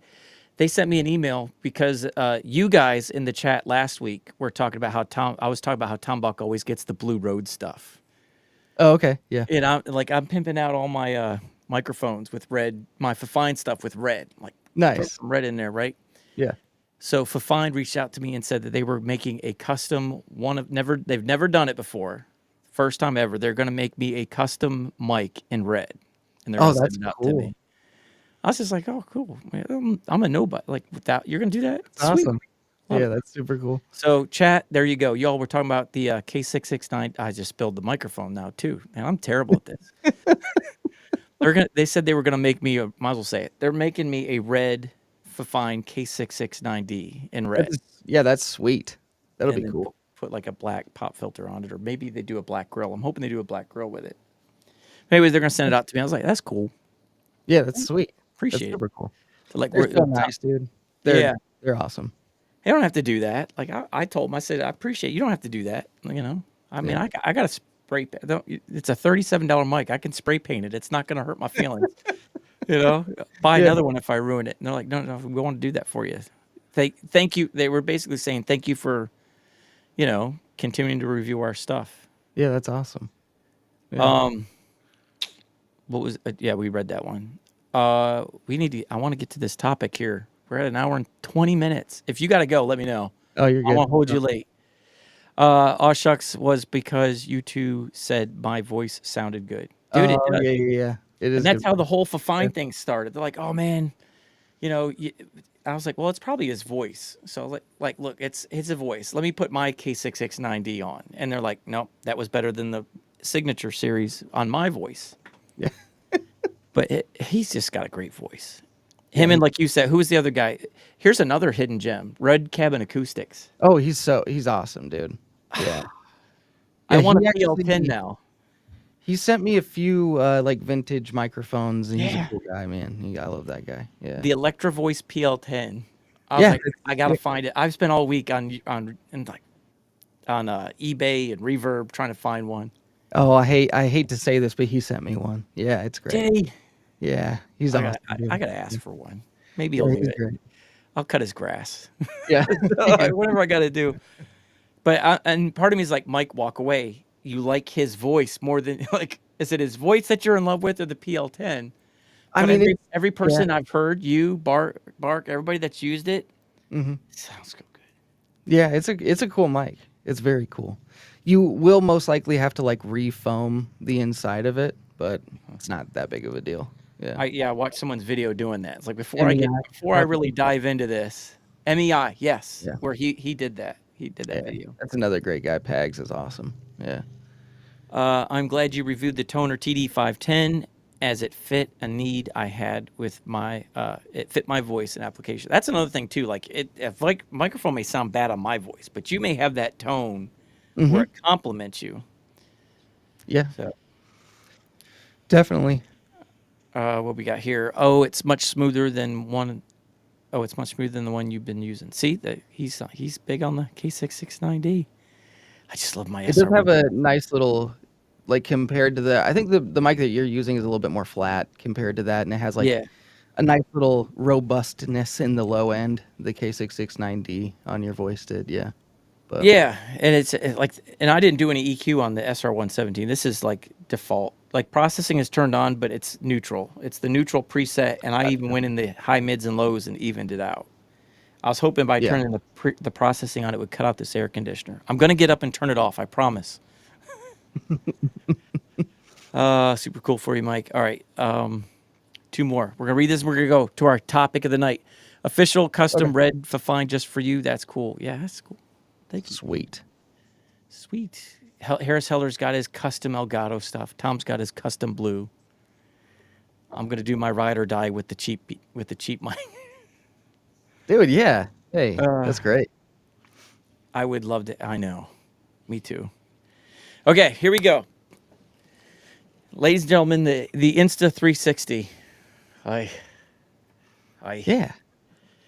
So you brought me on this one because I had sent you an email, and I usually when I talk to other content creators, I share their thoughts, but you were the first one that kind of like came back with something that I got to do something with it, and I appreciate that. But we were talking, and I sent you the email. I was like, man, check. Yeah. Some of these companies are shady, man. Look at this one I got last year, and you're like, did you watch this one video by? Is it iPhone? Is it iPhone Do or iPhone Do?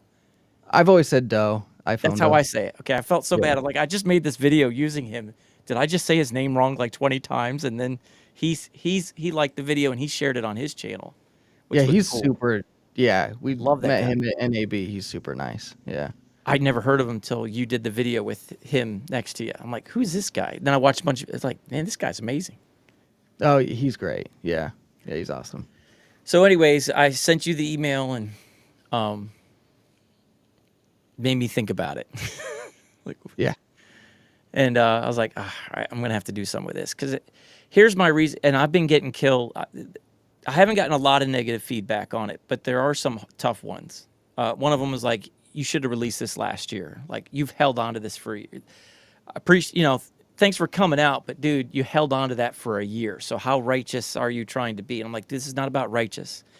I'm Yeah. not trying to bring down Insta 360 link, or Insta 360. This was all about the link. I was not at 1,000. And I don't know if I said this to you. We've been talking quite a bit the last couple of weeks, man. I love you, man. You make my nights better.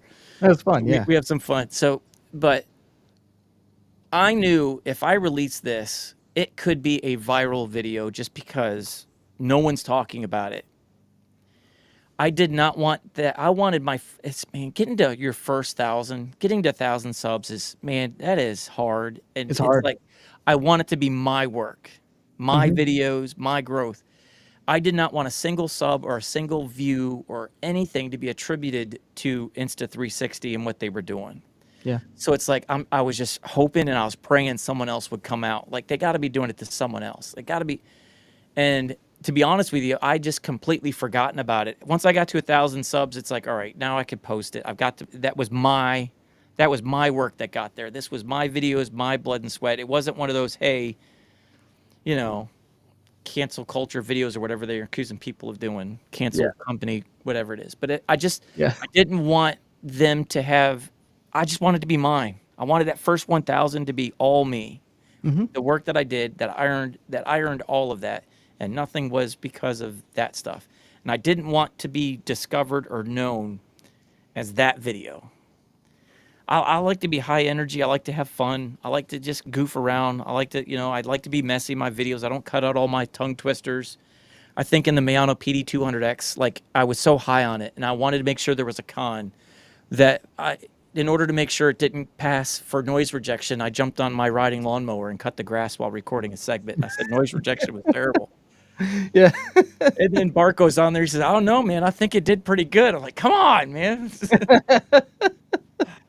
But I like to have fun with my videos. I don't want to be too serious about it. Yeah. And, I just didn't want that. I didn't want to be discovered for that video. I wanted to be discovered because of what I was doing. So I didn't post it. And I was hoping someone else would do it. And then by the time I got to 1,000, it was an afterthought. And then it came up again during a podcast I was doing with Chad's Adventures. He asked me to come on. And he was just talking about things about starting out. And I just said, just for people starting out, you got to be careful. Where, who you say yes to and ethics statement. And I brought that up. Like, you got to have an ethics statement. I really encourage people to have one. I said, because people will get shady on you. And I didn't say the company then. I said, I won't name the company, but there was a company out there that I was working with that wanted me to send me something that was their competitor.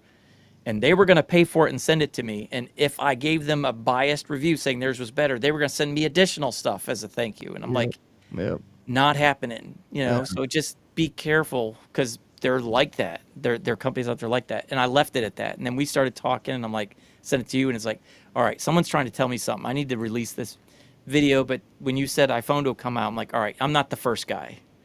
So he's the one charging. I like that he's the one charging the banner. And they're going to think of whenever Insta360 comes up, they're going to think of him. They're not going to think of me. Yeah, for sure. So that's what I liked. I'm like, I'm backing him up. And that was my thing. Like, I noticed how, and you brought this up, and not naming anybody else, but there are people out there that were that didn't like that he did that. It's basically saying, you should have just told them directly. Well, to me, there's a responsibility to all of us to say, hey, be honest. Like, I don't want to do something that is dishonest, or I don't want to withhold something that would change your opinion of what I say, even what I say. Yeah. Like, I want to be honest. Okay, this, and I'm saying this. And if you don't agree with what I'm saying, dude, there's 10 other channels out there reviewing this stuff. Watch their stuff too.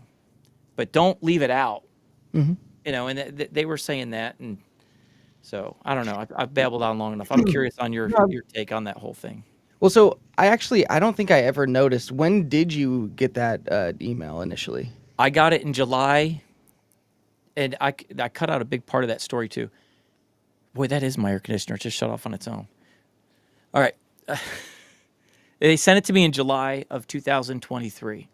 And I cut out parts because there's another part of that story, but I didn't want to bring another company into the story because it wasn't about the company. It was the point. Yeah, gotcha. ObsBot had sent me an email back in March for the Tiny 2. And I just wasn't interested in it then. It was new. I didn't want to, that whole, I don't want the pre-production model. Like, I want it to be out for a while. You work out your bugs and then I'll review it. So I didn't respond to him at all. And that was March, February or March that they did that. And then Insta360 Link sent it out and I did respond to them. I don't know. I just hit me and I said yes to their video. And then when they come back and wanted to do the Tiny 2, I'm like, they did try to send that out to me. I don't care who I get it from, but I'll do a comparison. But then I went back and reread the email before I hit send, and they're like biased. And I'm like, hold up. So then I had to delete the sentence and just say, as you see my ethics review, and then I sent it again. Yeah. Gotcha. Yeah. Well, and so, oh man, it's tough because there are lots of sides to this. Like there are people that I've heard that are, whether they're a part of a company that, feel like, people should just come directly to the company and stuff. But the way that I look at it now is knowing that was a while back and everything.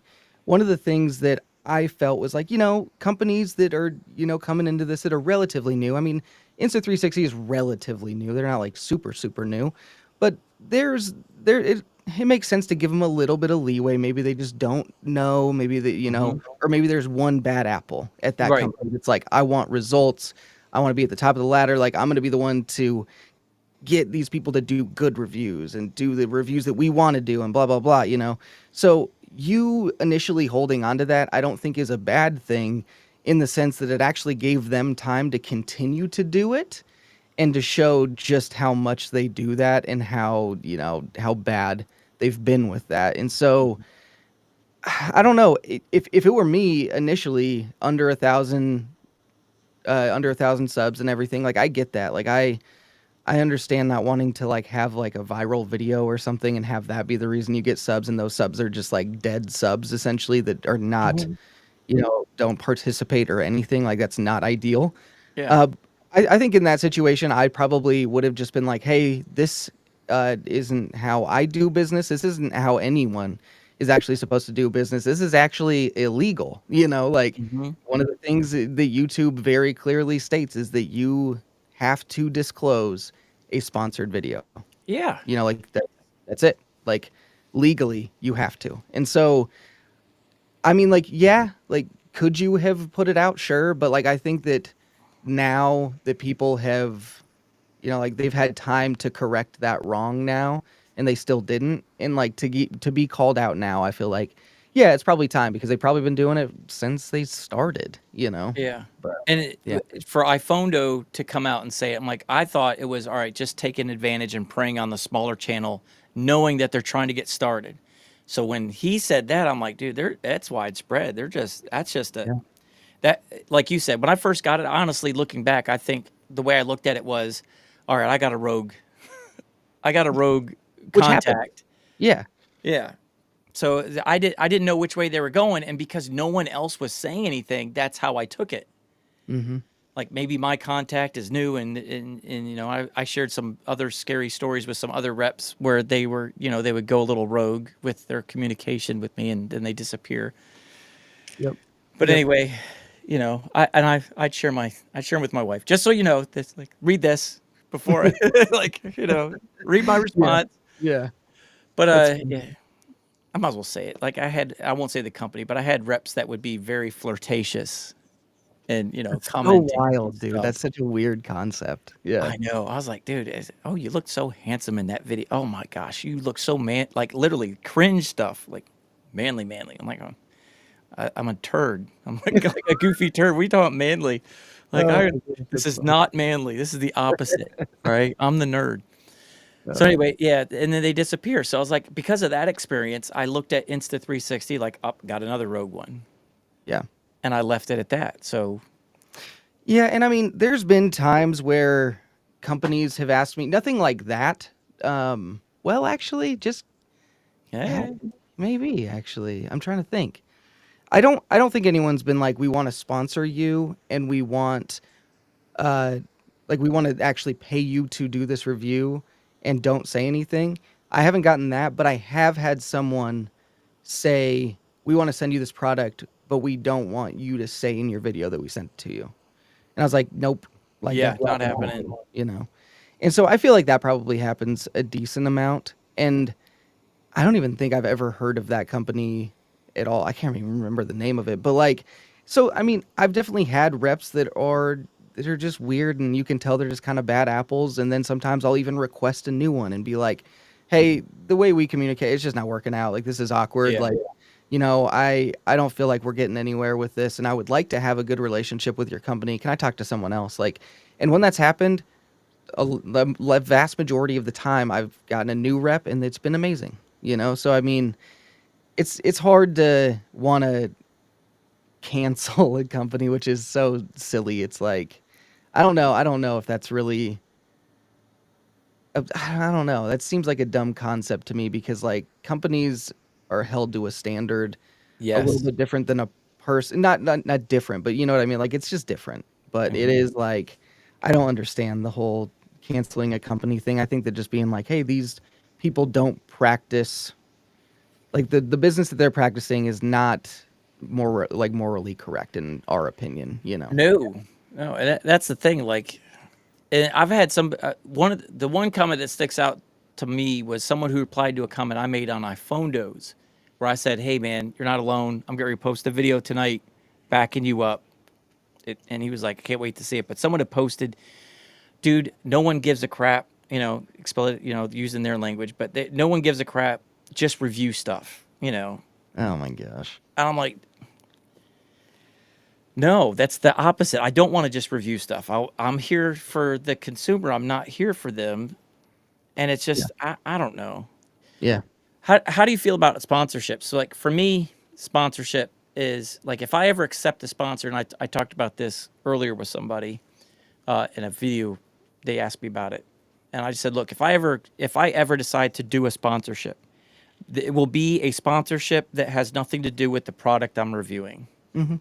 So if I'm doing, hey, own what's that thing Harris Heller does all the time? Owned something where it's the overlays and the, if I'm doing a mic review and someone like that wants to sponsor a video, sure, I'll do that one because it has nothing to do with unrelated. But I would never do. I don't want to say never, but I just don't want to accept a sponsorship from Earthworks and then do an Earthworks microphone in the same video. Like I will do a Earthworks sponsorship, but instead of reviewing a mic, then I'll just say, hey, thanks for the sponsorship. I'll do a video about the 7 biggest mistakes I made getting to 1,000 subscribers. There you go. Yeah. That's how I would do it. Yeah. How do you feel about that? So I think that I mean, I definitely agree with what you're saying, like taking on a sponsorship and having the ad read be you instead of just whatever YouTube wants it to be. Like, I actually think that that's a good call. Like, if you can do that, like, I think that's solid.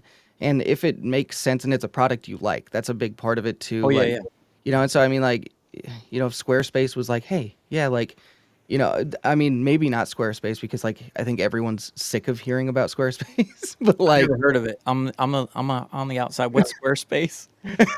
For all those people who are sick about it, you're going to hear it one more time. yeah, Sorry. right, yeah. So yeah, no, it's I think it's a good idea because I think that it actually makes your channel more yours because it's you the whole time. Like like I guess you don't have to put up ads, but like the amount of time that you spend on videos and and the like you got to make money back to keep going. Like that's just the bottom line. And so if you can do that and have the ad read be you, that's fantastic. I don't see a problem with that. I'm never bothered. I know that some people are, but the only other exception that I think I would have is, and I've never taken a sponsor to this point. It's never made sense for me to this point. I've been offered by audio companies to do a sponsored review, but I think that's weird. But I think that if you were actually just going to do like a walkthrough of a product or like a demo of a product, and it is not opinionated, it is purely based in how you use it. Right. I don't see a problem with that. Like, I don't know, like because like I'm not saying like buy this or anything. Like if I was to, just show you how to use the Streamer X, and like it wasn't like giving you my opinion saying go buy it or don't buy it. Yeah, my I don't settings see are why something. that's a problem. Like Yeah. So I don't know. I could see how some people might be like, oh, like they're in bed with that company and that looks bad, but I don't know. Like if it's if it's a tutorial on that, like I think that's okay and not a review. I'd probably do that too then, because a lot of my webcam reviews are they're reviews, but I treat them as tutorials. Like everybody, Harris Heller will come out with a video and it's like an 8-minute video of the OBSBot tail layer. Then I make my OBSBot tail layer, and I know it's a touchy subject with you. Sorry, bring that one up. Yeah. But mine's 30 minutes because it's not just the review. It's and I hope it didn't. I think you mentioned in your video you did about tail layer. I don't want yeah, I don't care. Yeah. Sorry. I didn't have a good experience with OBSBot. Right. Yeah. Yeah. No, that's fine. I'm fine with saying that. I don't care.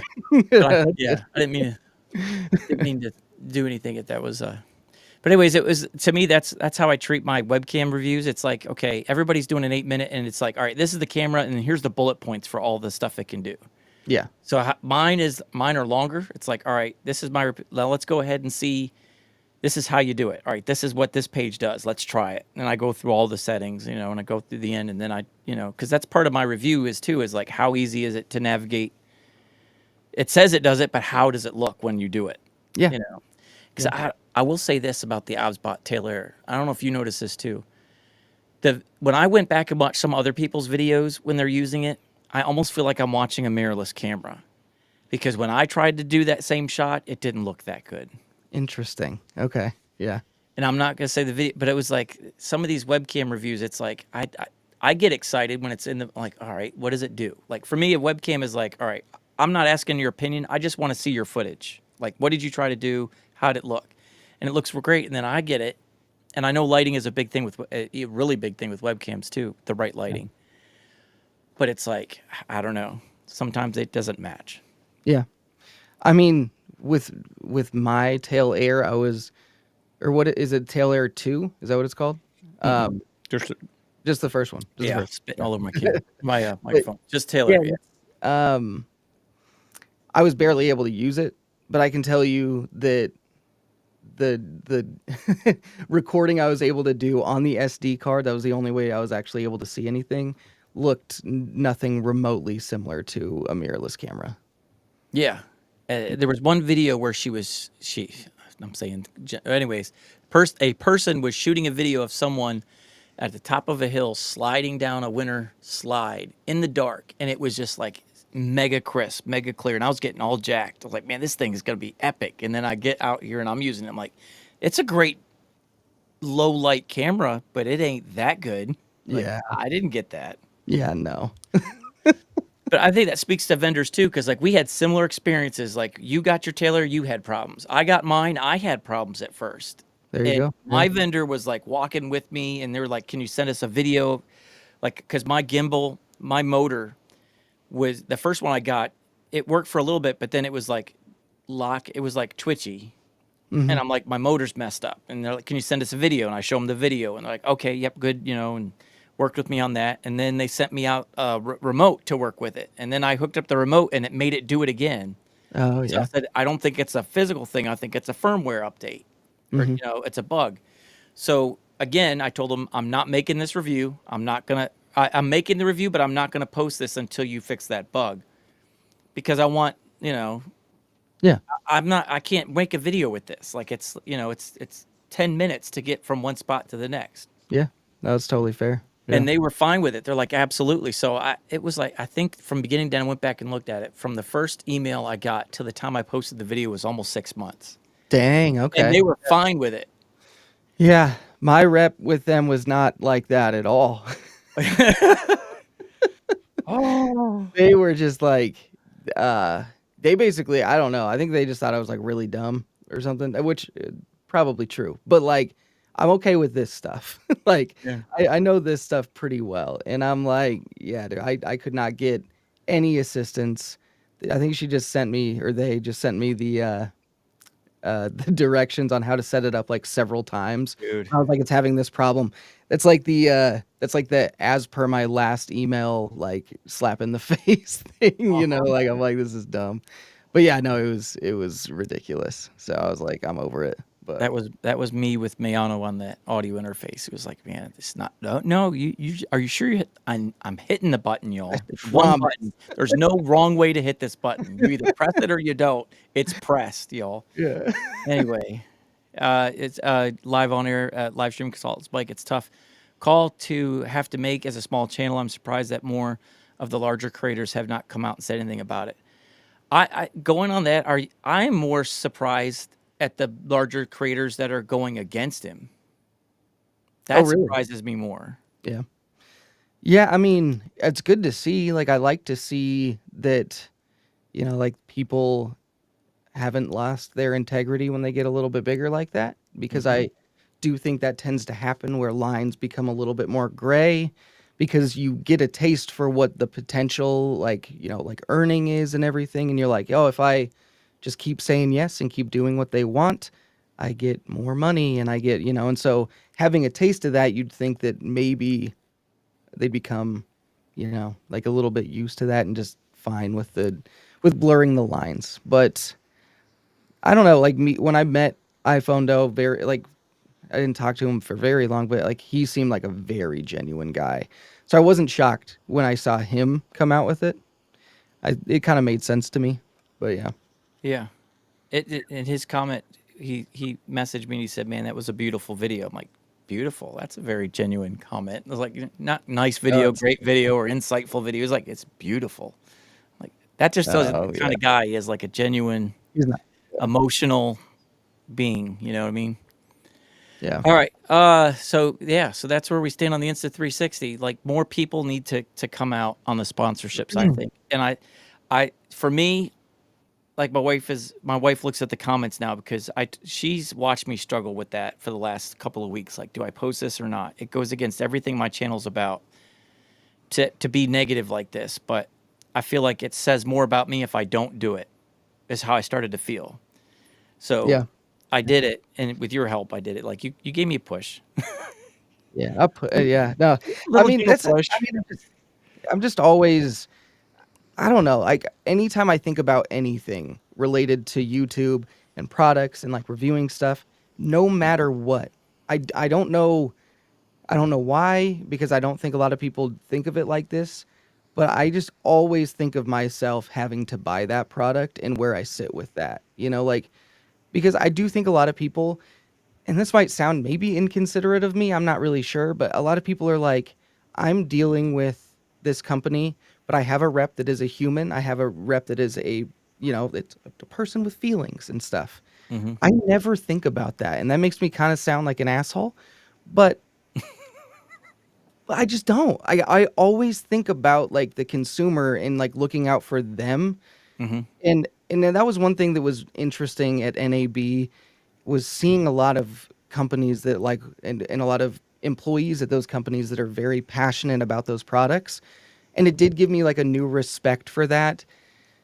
I mean, I've never been like rude to anyone, but I'm always just like, I don't know. I've always thought of it that way. And sometimes I look at a company more as an entity than I do individual people that work there. And Mhm. that's weird, but I just see it that way. I don't know why.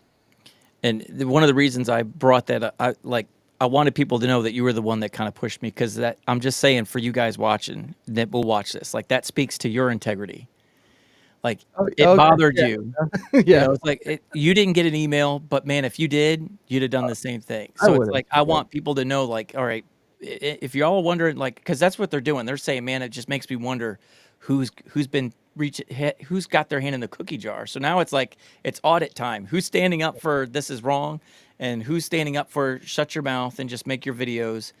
You shouldn't be canceling a company like that. And I think It's interesting. It's very, yeah. And I I kind of wonder if maybe the people that are not just Insta360, but some of the people that are kind of sweating about this are the ones that had videos come out recently of Insta360 products and them giving them glowing reviews, and it's not disclosed that they have a sponsorship. Like, because right. even if that person did buy it, I think they're still like in the back of their head, like, oh, am I going to look like, like I took money and I didn't say anything, and like, Yeah.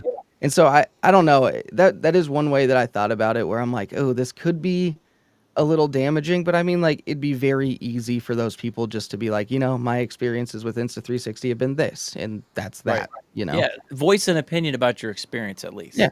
And so They never offered me, I'm not sponsored. They never did anything like that Yeah. with me, but I don't agree with what they did. At least say that.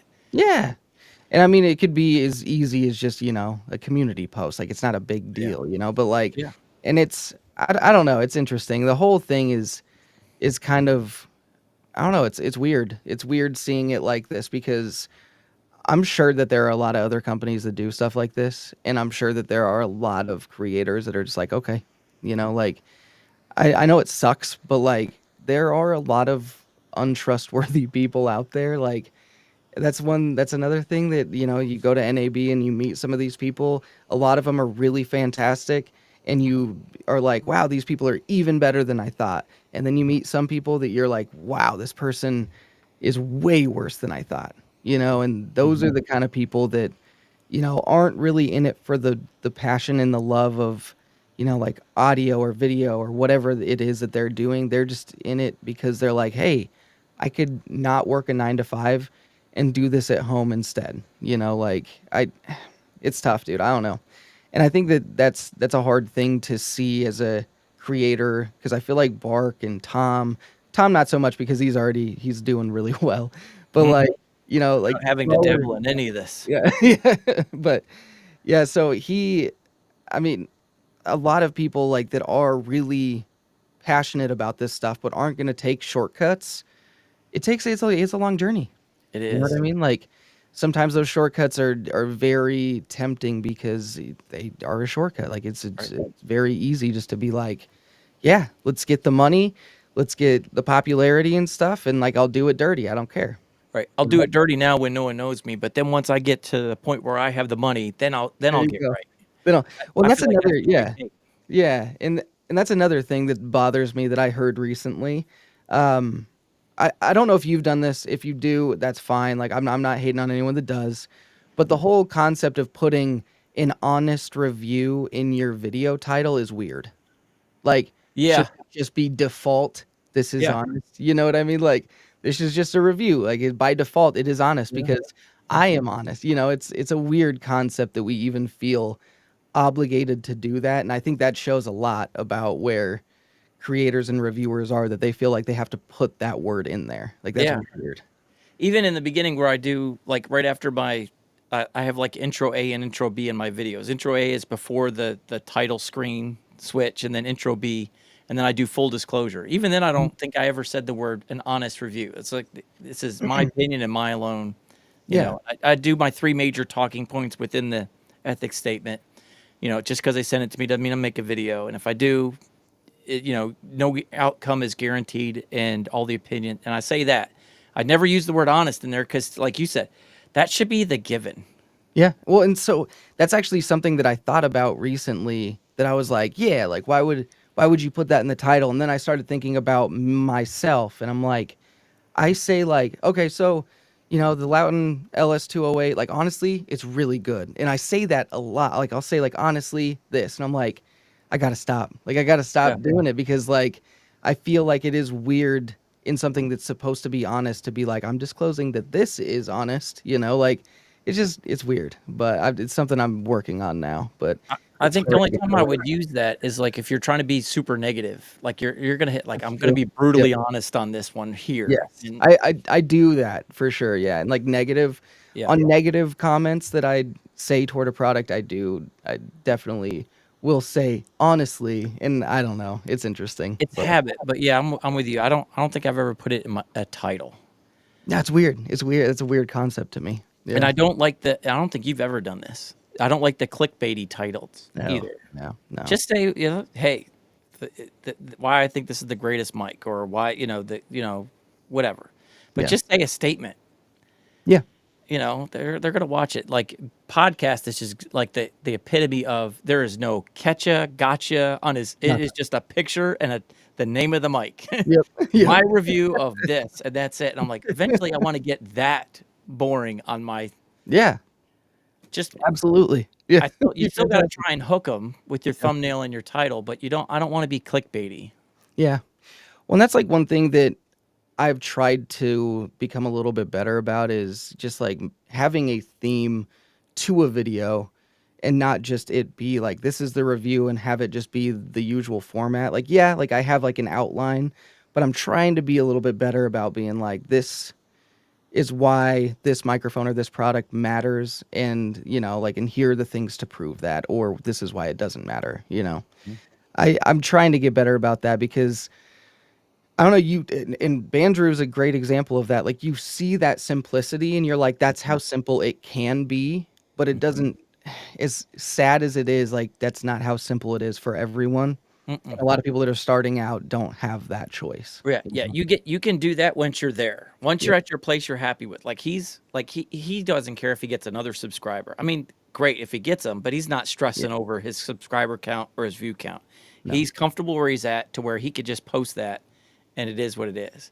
Yeah. But for like me, I'm at 1,600 or something. Like I'm trying to get I still don't like I want to get to 20. Like that's my goal. My next goal is to be Bronson. 20,000. Can I get there? Like Yeah, can I just I get get there? Oh, And then if I can get there 50,000, and then once you're at 50,000, like the next one's the button. yeah. And can you get the button in our niche? Like I think Tom Buck is like they're the unicorns. I think it's hard for us to get a button.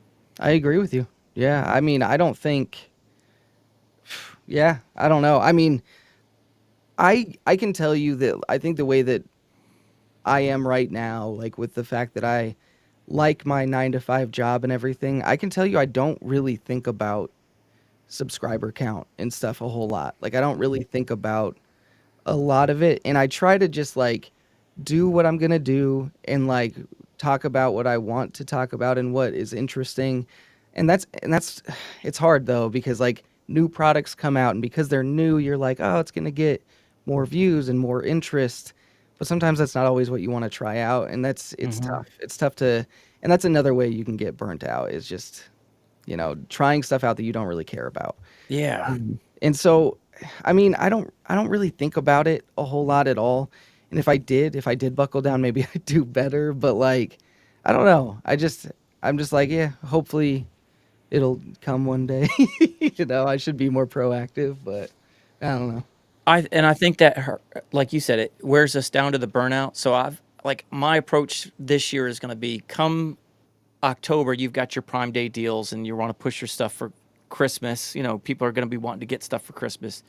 But come December, November, December, I don't want to do any product reviews. I just want to talk about channel stuff. Like, all right, Yeah. these were my 7 worst mistakes. Like I keep because I want to make that's a video I have on my list of a video that I want to make just for talking stuff. Like, all right, on my way to 1,000, these are the 7 biggest things I wish I had just never done. If I could have a time machine and Deadpool shoot me in the head, like just you're welcome, don't. Yeah. If I could do that I want to make that. So I'm saving those videos for the downtime because again, that's the passionate stuff. Yeah. It's not a gear review. It's not something I'm indifferent about. Now I just want to share. Just want to talk. Yeah. Maybe I do more live streams or something. But Yeah. And that's, I mean, talking about that, I mean, one place that I want to get to, I mean, I've become when I started out, with audio, I was a musician, and that was my focus for a very long time. I kind of accidentally started this channel to a certain degree where I honestly just was like, there was this guy that had a question about the CAD E100, the one with like the battery in it and stuff. mhm. And he was like, "Oh, like there's something with it. I can't remember. It's like a noise floor issue or like an RF interference thing." And he's like, "Hey, can you like send me a sample of this or whatever?" And just, I just want to hear it, make sure it doesn't have that. And I'm like, "Sure." So I actually just recorded a little video of it and did a little sample and like showed him that actual microphone with the serial number and everything and like talked into it and did this little video for it, just like a little quick one. And I was like, that was kind of fun, like that's kind of interesting. And so, I mean, that's kind of my initial instinct for this was to be it like more music related. But I kind of fell in love with like the content creation aspect of a lot of this with like the cameras and the lights and everything and like the production element of it. And I thought that was really cool. And so I think that's one thing I am slowly working toward a bit more is to be more of a content creator, not so much as like a strategy person, but more of like a production person. Gotcha. And so, I mean, I don't think I'm gonna like straight up change my channel or anything. I'm like an audio guy through and through, but I just think I'll add some more video elements to it. But yeah, Yeah, I'd like to do my pivot. you want to pivot? I want to Yeah, be able to pivot. I want to be yeah, able to talk about some different stuff other than gear and mic reviews, but yeah, niching down. yeah. All right, let's get to the questions here for you because this stuff I always spend like ever since you said yes we do this show together. I spend weeks like coming up with the in depth behind the Gotcha. veil Yeah, yeah. questions. Right. All right. So here we go. Getting to know Bronson here. This is the cut and deep questions. Number 1, your favorite mic. Oh, crap. Oh, oh man. um, okay. Let's see. Favorite mic. Just Favorite mic. your I think ride or die.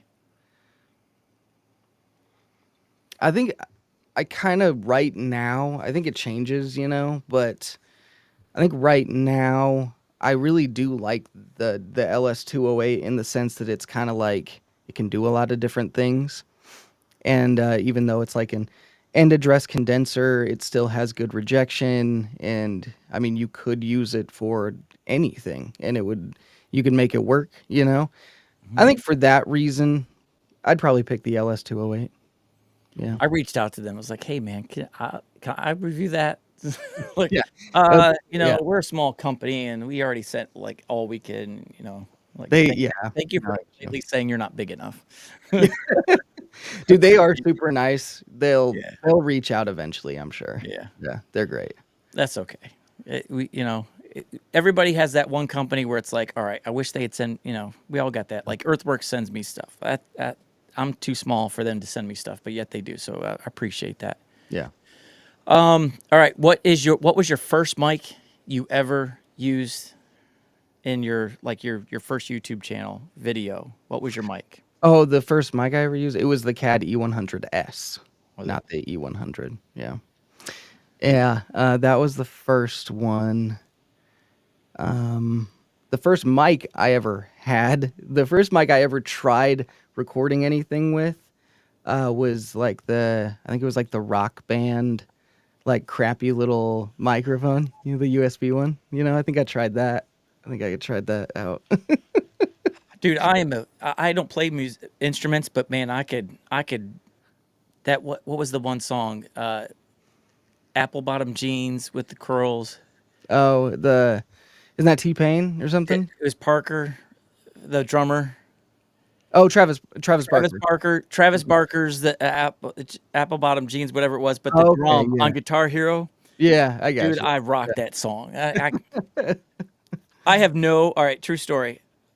I always wanted to learn how to play guitar. Always wanted to as a kid. So I asked my wife, man, 20 years ago, I said, hey, I want to play. She's like, what do you want for your Christmas? I said, give me a Les Paul too. It's like $200. Mm-hmm. So she bought it. And I'm sitting there trying to teach myself online, watching videos. By March 1st, I was in the shopping center, there is a music store and a GameStop side by side. Okay, yeah. I walked in with my Les Paul to the music store, sold the Les Paul, walked over to GameStop, bought Guitar Hero, got the drums, and like, Hilarious. now I sound better. This Yeah, is that what I've makes been trying to sense, get yeah. to. So that was it. 3 months of trying to learn how to play guitar without a teacher, and I traded it in for Guitar Hero. That's hilarious, dude. Yeah. That's great. I don't know how you all do it. That's like, chewing gum, like your one hand's doing this, your other hand's doing this, and then people sing on top of that. Oh, that's crazy. Yeah. Meanwhile, I'm washing my phone in my pant pocket and my wallet's 50 times. Like, I can't do that. Okay, here we go. Next question. Your favorite camera. I think I already know this because you've answered it. Favorite camera? Yeah. Oh, Blackmagic. yeah, that might be up there. Oh, dude, that's tough. I think, Picking kids. Who's your favorite cat? yeah. Cat So, kid. that's the hard thing is like I do like a certain amount of versatility, like I like the option to take pictures if I want to. But I probably would. Oh no, I think I would actually probably just take the A7S III or the FX3 from Sony. I think I would have to do that. Yeah. All Yeah. right, what was your first camera? First For camera me, ever? my first wireless was a Sony A6000, and then my upgrade was to the Sony ZV-10, which is like, for me, monumental jump. Gotcha. Yeah. On my budget, like I want the FX3, but that's, I'm gonna have to sell a kidney or something. Yeah. Well, so the first like real camera I ever had would be the Canon Rebel T3i. How do you feel about it now? I could use it. Yeah. I have a Canon. I've been talking to Mark Bennett, man. I love that guy. He saves me great. so much. Yeah. He saved me so many times this past 3 weeks because I bought a Canon, or I didn't buy it. When we first started live streaming, for the churches, like, all right, we're going to do live streams. And I was already like dabbling in this stuff. But they bought a Canon Rebel 7 Ti, is it 7 Ti or T7i? It's 7 Ti, right? T7i. T7i. So they bought that. Yeah. If you go live stream, there's no clean HDMI, so you've got to hit record to get rid of the stuff.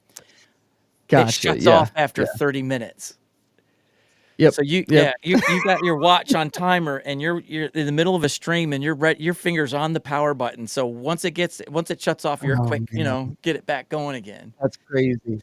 So what I'm Jeez. getting to is I haven't used it for 3 years. I take my personal cameras in to use those over what they've got because it's just I know Oh, okay. it's quicker, but it's like it's getting to be a pain taking my gear out off the mounts Yeah. and off the whatever. So it's like I'm just gonna pull this Canon and I'm just gonna get I reach out to Mark. I was like, all right, it's the stock lenses or whatever. What is a good? I can't find a Sigma lens for this thing. I like the Sigmas for entry level or whatever. So I went and I ordered a EF lens. It says it's an EF mount. So I ordered an EF Sigma and I get it and I'm all excited and it doesn't fit. I'm like, it's an EF mount. And then I reached out to Mark. I'm like, Mark, help. And he's like, yeah, that's the thing about Canon Rebels. Like, it's an EF, but it's an EF-S for the Rebels Yes. T7i. Like, for some reason, that Yep. model, they do something. And it's hair. Yep. I'm pulling hair because I've ordered a lens and it was the wrong size, even though it said EF mount on the descriptions and it had T7 as compatible, but yet it wasn't when I got it. Then I tried it. I lost the batteries for it over time, so I tried to order some more batteries for it. The batteries were the wrong size. It is such a pain with the Canon Rebel to get. Yeah, Like that's Sony, fair. it's like, bam, Sony E-mount, Yeah. you're golden. Yep. So yeah, I was just like, how you feel about it now? Like I'm really angry at the Canon I'm Rebel. sure if I like had to use it, I'd be like, this kind of sucks. But like Yeah. in my mind, I'm like, I could do it. But I'm like, I probably would hate it. I Yeah. mean, yeah, that's the one thing I mean, full frame Canon stuff, like, well, anything that's like a true EF, like I do like that mount because it's so adaptable. Like I can put my EF lenses with an adapter on my Sony.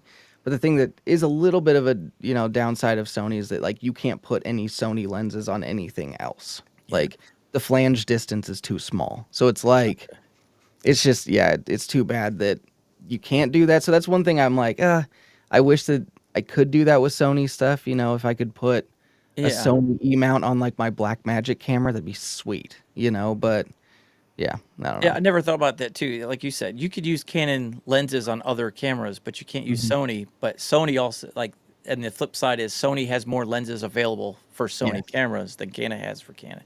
Yep. Yeah, I didn't think about that. Yeah, it's All right, interesting. here we go. Now we're getting in the nitty gritty. All right, be honest, man. Oh, always. Yeah. We're Honestly. we're standing on our man card here, but you got to be honest. Here we go. Time to go out. Going out to dinner with the wife. Okay. Who's driving? Oh, wife all the time. Really? Never me, dude. Never. I always have to drive. 1000% of the time it's her. Yep. I want her to drive. Oh, She yeah, won't dude. let- It's she's great. like, I can't see anything. I don't care. It's the best. It's There's the airbags. best, dude. I love it. I have no shame about being a passenger princess, dude. I have no shame. I want to be one. It's great. Like, that's I my dream. I love want to it. be the passenger princess. I love that. Yeah. All right. Okay. Next one. You're at a restaurant and enjoying a meal. My voice to text said "and join" instead of enjoying. All right, here we go. And I'm sorry if you've noticed, my text messages are brutal because I do voice to text a lot, Gotcha. and they show me no mercy. Let's see. You're at a restaurant enjoying a meal, sitting with your back to the door or facing the door. It's gotta be facing. Yeah. It surprised me how people are so. Yeah. It's got to be one or the other. And Yeah. I'm wondering if you're one of those. I don't love not knowing, who's gonna walk in. I don't know why. Like I do prefer facing the door. Like if I don't, it's not like I'm gonna freak out or anything, but like I would prefer that for sure. Yeah. See, I like my back to the door only because when I'm sitting at, I'm a very shy person. I'm not a very social person. How's that guy become a pastor to church? You never know. I don't know. God's got a sense of humor. But I'm not a social person. I'm a hermit. My vacations are, my dream vacation is staying home, shutting the blinds, and never leaving my house for a week. Not having to deal with people. Yeah. Being honest, like the worst thing about a church is the people in it. But anyways, sorry. Anyway, so or dealing with the people in it. Yeah. Let's see. So for me, when I go to a restaurant, I want my back to the door because I want it to be like as if my wife and I had the restaurant to ourselves. Gotcha. Yeah, that makes sense. I don't want to. I get too focused on people, and I feel like they're staring at me. Yeah, I got you. I Okay. feel like if I eat the wrong way, whatever it is, I just don't like to be looked at. I don't like to be stared. No one cares about me, but I have this complex that everybody's like judging me. So I always like to have my back not only to the door, but everybody in the restaurant. Yeah. No. My wife wants to face the door. She's always got to face the door. So that's cool. Yeah. All right. Your first car. This is where I had that. You saw that when we first started. He's like, what's that state trooper car on there? That was Clay's first car. Okay. Yeah. That was Clay's first car. So So we're going to show mine- everybody your first car. So mine is what year was it? It was I'm looking at a picture to make sure this is the right year. Yeah. 1998 white Dodge Durango. All right. Everybody knows that. I still have a 1997 Dodge Dakota. Oh, there you go. They're the same thing. You just got a booty on it. Yep. All Yep, right. that's it right there. Yep. That was your first car ever? First car ever. So that was a short stint though. And then I had like an older, and then got rid of that one. Then I got like this older like red Ford Ranger that was manual, no power steering, and it was great. Loved it. That's a red one. But anyways, Dodge Durango. All right, so there it is. Yeah. All right. Anybody that did watch last week, my first car was 1998. 1988 Oldsmobile Cutlass Supreme with no reverse. Dude, no, I rocked it.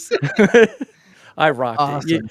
You always had to pull. You could only park where you knew you could pull straight out, and then there's just some funny, places dude. where there's nowhere to go.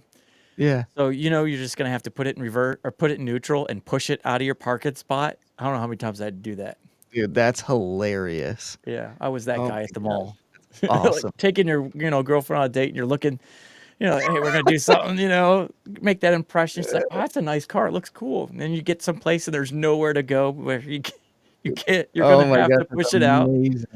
Yeah. I'm gonna have to nail this date because I know like everything's gonna go out the window when I push it. I gotta earn some serious credit here. Yeah. That's All right. hilarious. So what was your worst car? Your worst car, the one that just was like, oh God, I hated that car. It did you dirty.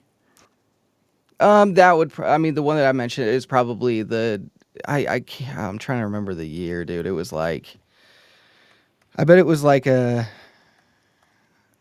let's see. Yeah, it was probably like a 93 Ford Ranger, but it was like, no, it'd be older than that. It was like a 90 Ford Ranger, and manual, and it was like it was rough. But it also had like no power steering, and it was terrible, dude. It was bad. So you sold it apparently right here for sale. Yeah, it's right. Yeah, it's for sale. I still have it, but it's for sale if anyone's interested. Let's see. Oh yeah, that one was. It sounds like your first car was also the car that did you dirty. No, it got worse. Oh no. Yeah, it was a 3-hour podcast. I don't expect anybody to have 3 hours to do that kind of time to watch it. But yeah, I didn't even go back and rewatch the whole thing. It's like, man, this was forever. My worst car was a 1983 Pontiac Phoenix, which was the Sunbird before the Sunbird come out. And it was so rusted that, like, if you're looking at the doors of this Ford Ranger, imagine about halfway up that door is where the rust started. And before you got to that rib, it was just gone. There was nothing on the outside. It was just the inside part of the door. Jeez. So when I locked the door, I didn't even have to, I didn't need my keys. I left my keys in the car so I'd never forget them anywhere. I would lock the door, and then to get back in, I would just reach up through the hole and unlock it from the outside. Dude, that's crazy. Oh my gosh, that's funny. And the heater core was leaking on the inside, so I had a big, huge sponge that you would use to wash your car with, and I had it zip tied to it to grab all the leaking fluids from hitting on the inside of the car. And I rocked that thing for probably a year before I Everybody wanted me to get rid of it. I loved it because of how awful it was. That's Oh why I man, loved that's it, funny. but I hate it now. I do. That's yeah. That's like I think that's kind of how I felt about the Ranger. Was like I I don't know, it was so bad, but like I kind of like also loved how bad it was. It was just funny. I don't know. All right, here we go. Next question. Where am I at? All right, you got the day off. You're not allowed to work, and or do any YouTube. What's Bronson doing, enjoying his downtime? Can't do YouTube. Can't Um, work. What are you gonna go do? What's your go-to? I'll I'll play. Yeah, I'll like play the guitar. Yeah. Yeah. Um. Or oh, yeah, dude. That's tough, actually. Probably just yeah. I'd probably just like chill and play with my cats and play the guitar. Yeah, that sounds about right. Here we go. Bronson is so young. Mine was a 1968 Mustang V8 3-speed manual coupe. Not everybody gets to have their dream car starting out. Dude, I would love that's to an have a amazing. 68. Yeah, that's amazing. That's fantastic. Yeah, when did I start driving? So I would have had that Durango in it would have been like 2006. Okay, that's a good question. I want to ask you. How much was gas when you first time you put gas in your car? How much was Oh gas? my gosh, dude. Oh man. I want to say I'm probably wrong about this, but I want to say like 180 or something. I'm old. I'm I'm trying to 47. yeah. It was 88 cents a gallon the very first time I put gas in my car. It was like if you have 20 gallons of 20-gallon gas tank, it was less than $20 to fill it up. Like that was Dude, where that's gas crazy. was. Now Yeah. No, that's yeah, so let's see. Oh, go ahead. Sorry. but my wife yelled at me the other day because I got another car a couple months ago, and it's a 2005 Chrysler Pacifica. It's like a tank, but it rides so nice and it's smooth, and it was just a great bite. It's in immaculate condition. It was garage kept. I Yeah. just love it. So, anyways, I've never filled it up. So I hit put the thing in there, locked it, sat in the car. I get back out. I look at the thing. It said $70 for a car. Oh yeah, dude. That's wild for a car.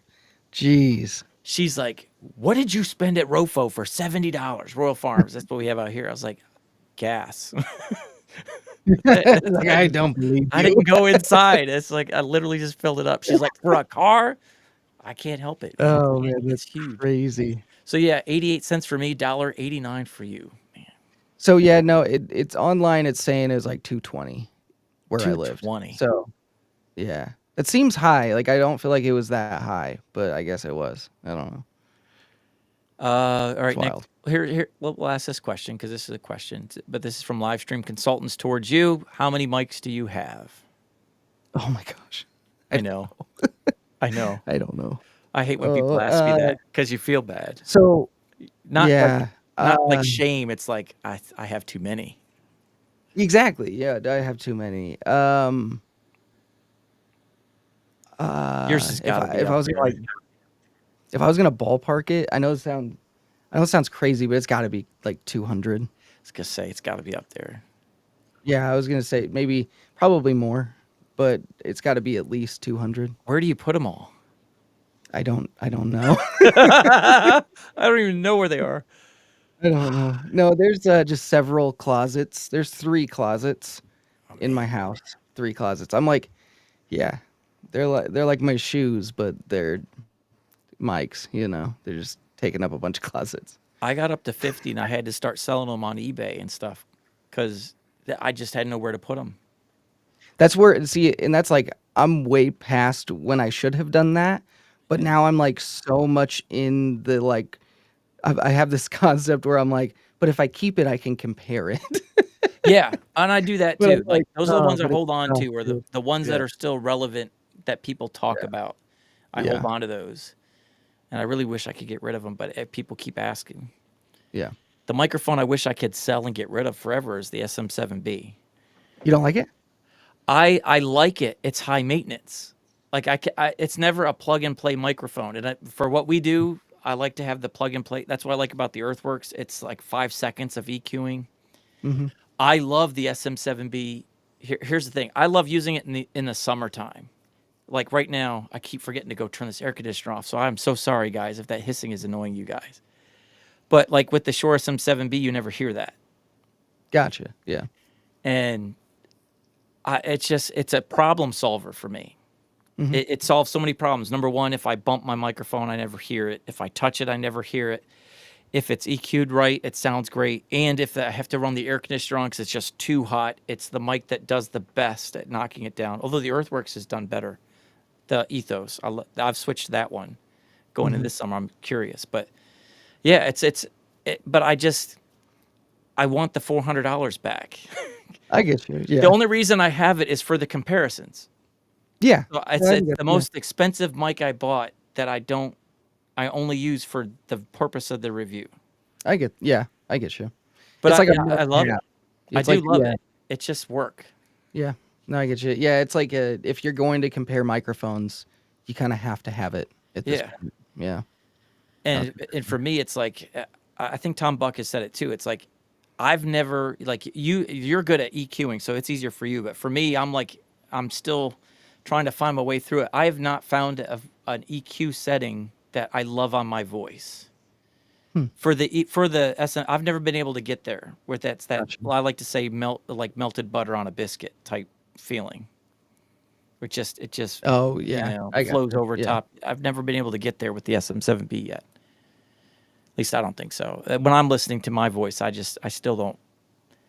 It's frustrating. So yeah, that's that one. Yeah. So yeah, I think I'm down to 41.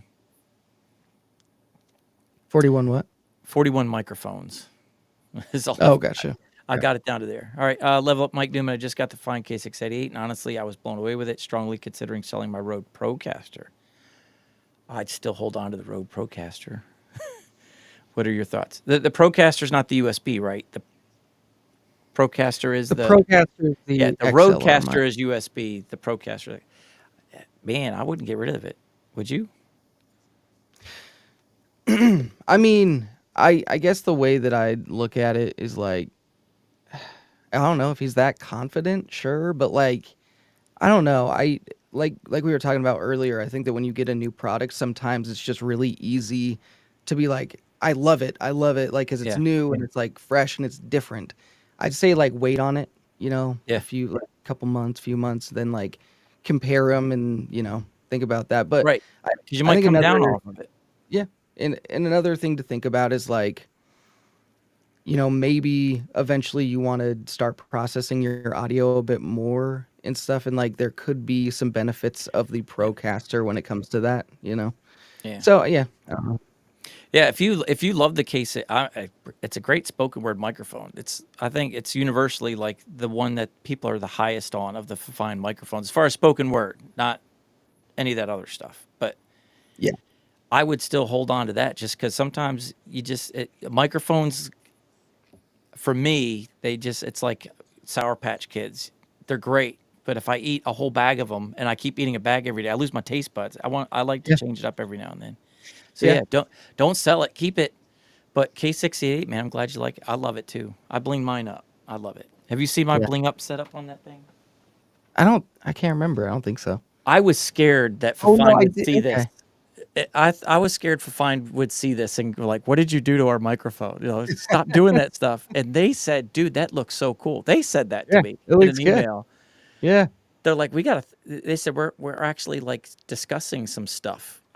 nice. Yeah. So they Oh, might that's like, sweet. I don't know. So it's a 7B like Yeah, windscreen, but probably yeah. from that one. It's That that cheap one. $9 pop filter on Amazon that has the colors Gotcha. to it. I can't Yeah, get myself to spend Reporter Store, and it's not the money. I hate waiting 3 weeks for stuff when I order it. that's tough. That's tough. I agree with that. I know Yeah. if I hit Amazon button, it's here in 2 days. I got the color. Yeah. If No, I I do get. Reporter Yeah. Store, I got to wait 3 weeks to play with it. Yeah, that's true. All right, and he says he's got the green one and he's loving it. All right. All right, here we go. Next question. Let's get to it. So you can go to bed. Whoop, I hit the wrong button. Here we go. Let me get back.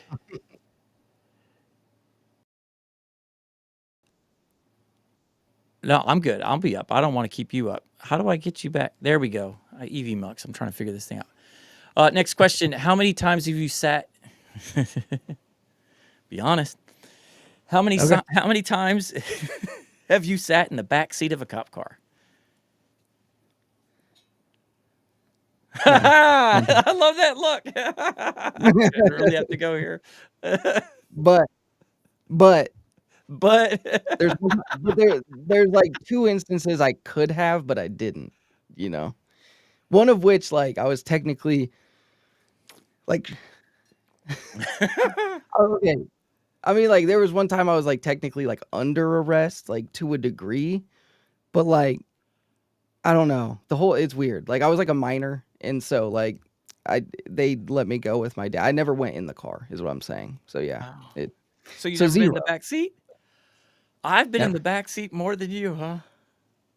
Yeah, how many times? Wow. Oh man. Okay, yeah. All right. Let's see here. 3. Okay, I've been frisked more than that. I've that's been in the back of a cop car 3 times. The worst one was I was a minor. I got caught driving my dad's car without a license. Like it was 3 in the morning. I would steal hey dad, leave the car out in the driveway. I'll pull it into the garage. You go to bed. I'll pull it in the garage for you. So he'd leave me the key and I would go the opposite way first. Spend 3 hours yeah. out in the middle of the night riding around, picking up some girls I was dating and taking them, just riding around, hanging out. Yeah. And then I would pull back up, but because his bedroom window was in the front of the house, I would turn the headlights off before I turned into the driveway. And Yeah. I lived in the city back then, and there was an industrial complex across the street from where our house was. Mhm. And there just happened to be that night a cop with his lights out sitting there doing like radar. And I roll up, and 3 o'clock in the morning, car slows down, turns its headlights off, and creeps up a driveway. Like stalker, murder. This guy's ready to murder somebody. Oh man, that's So funny. he lights me up in my own driveway, and I had a long driveway too. Yeah. And he put me in the back seat of the cop car, and he's like, where's your dad? He's in that house right there. Like, this is your house? It's like, you got this close. And he felt bad. He's like, man, you got it all this way. Like, yeah. Dude, that was funny. He said, we're going to have to call your dad. I said, oh man, please don't. And I could hear the conversation. The cop's like, all right, dispatch, I need you to call this number. Let Mr. Newman know that we have his son and he needs to come outside and get his son. And I heard him on the radio say, because you could hear the conversation, and then the dispatcher lady comes back and says, because I could hear her, because she had I guess she had her finger on the thing where I could hear her talking to him on the phone. Oh, okay. When it was connected, and I could hear him getting mad. And then she said, whatever. He said, Mr. Newman has informed us that he can't come get him because he has the car. He has his car. And he said, please inform Mr. Newman that we're in his driveway. So there, I'm sitting in the back seat and I'm watching my dad at 3 o'clock in the morning come out, and there I am, lights spinning, and I'm in the back. I'm busted. Dude, So that was the worst, man. that's And hilarious. I got off of it because that cop knew my dad.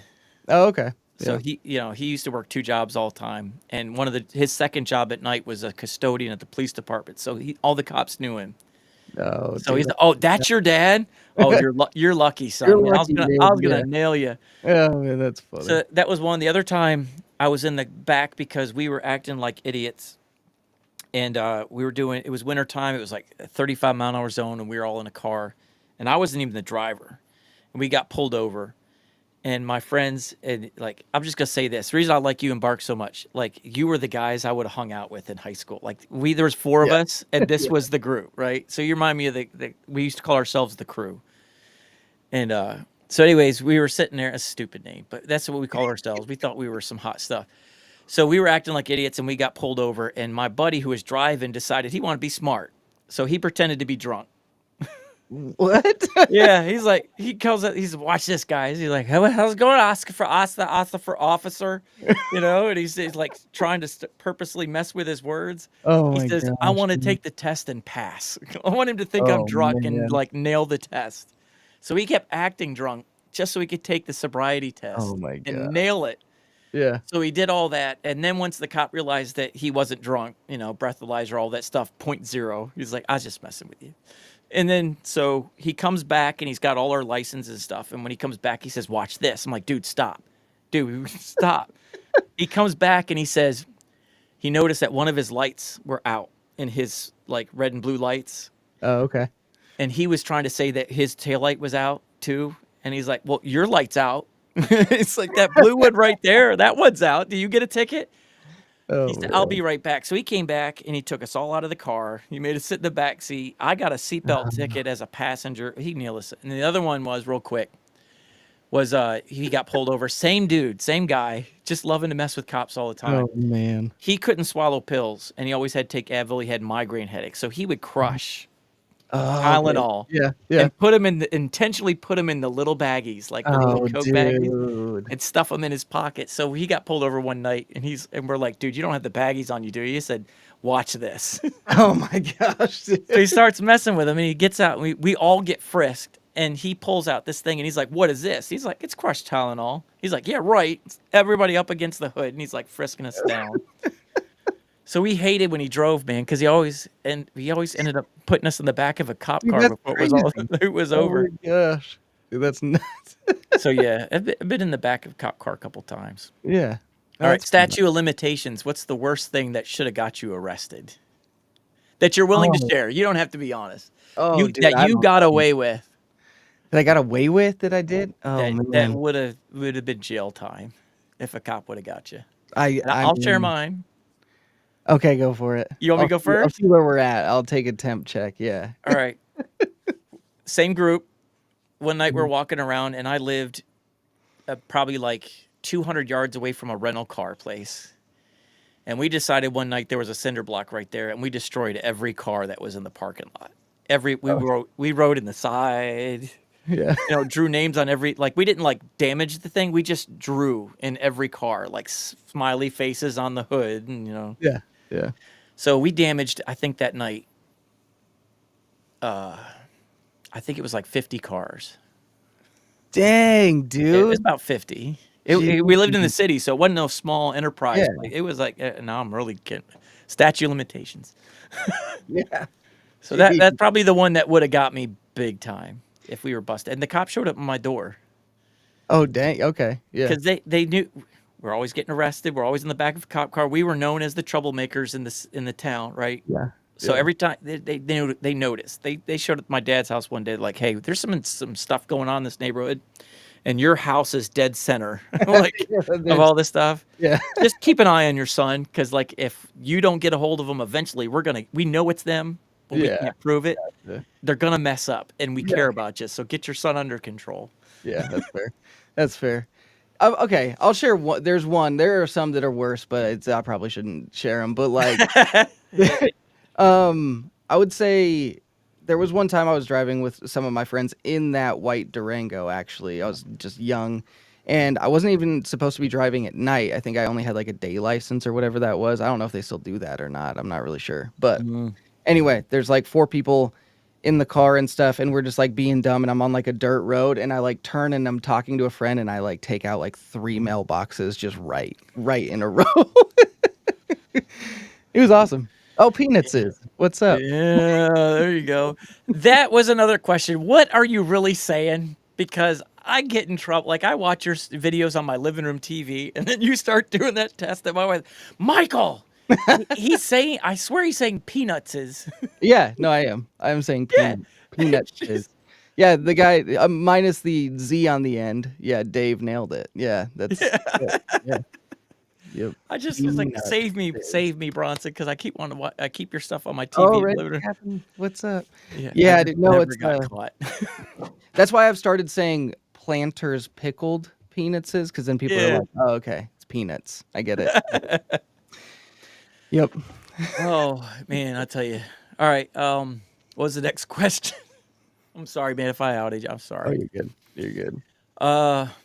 I say some stuff from the pulpit that gets me in trouble because sometimes stuff comes out of your mouth that's not how it was supposed to go. Oh, I'm sure. And Yeah. I'll say it. Like I've said, when you're praying, I'll be like, you guys got to up your ask. And everybody in the booth, what did he say? Up your what? No, that's not what I That's said. hilarious. Oh my gosh. And then, like, talk about being shipwrecked. One day I said, y'all got to get your ship together. You see the number of people's heads that pop up, like, get your what together? And then this is the one that gets me every year. And people will send me this text message of the video clip because it was live streamed. And it still comes up. They said this to me on the anniversary. And I was always talking about there's this one disciple who always had a temper and was emotional. And we all get emotional. We all get angry. We all like to react. I said, his name was Peter. And I said, we just got to be careful because we all got a little Peter in us.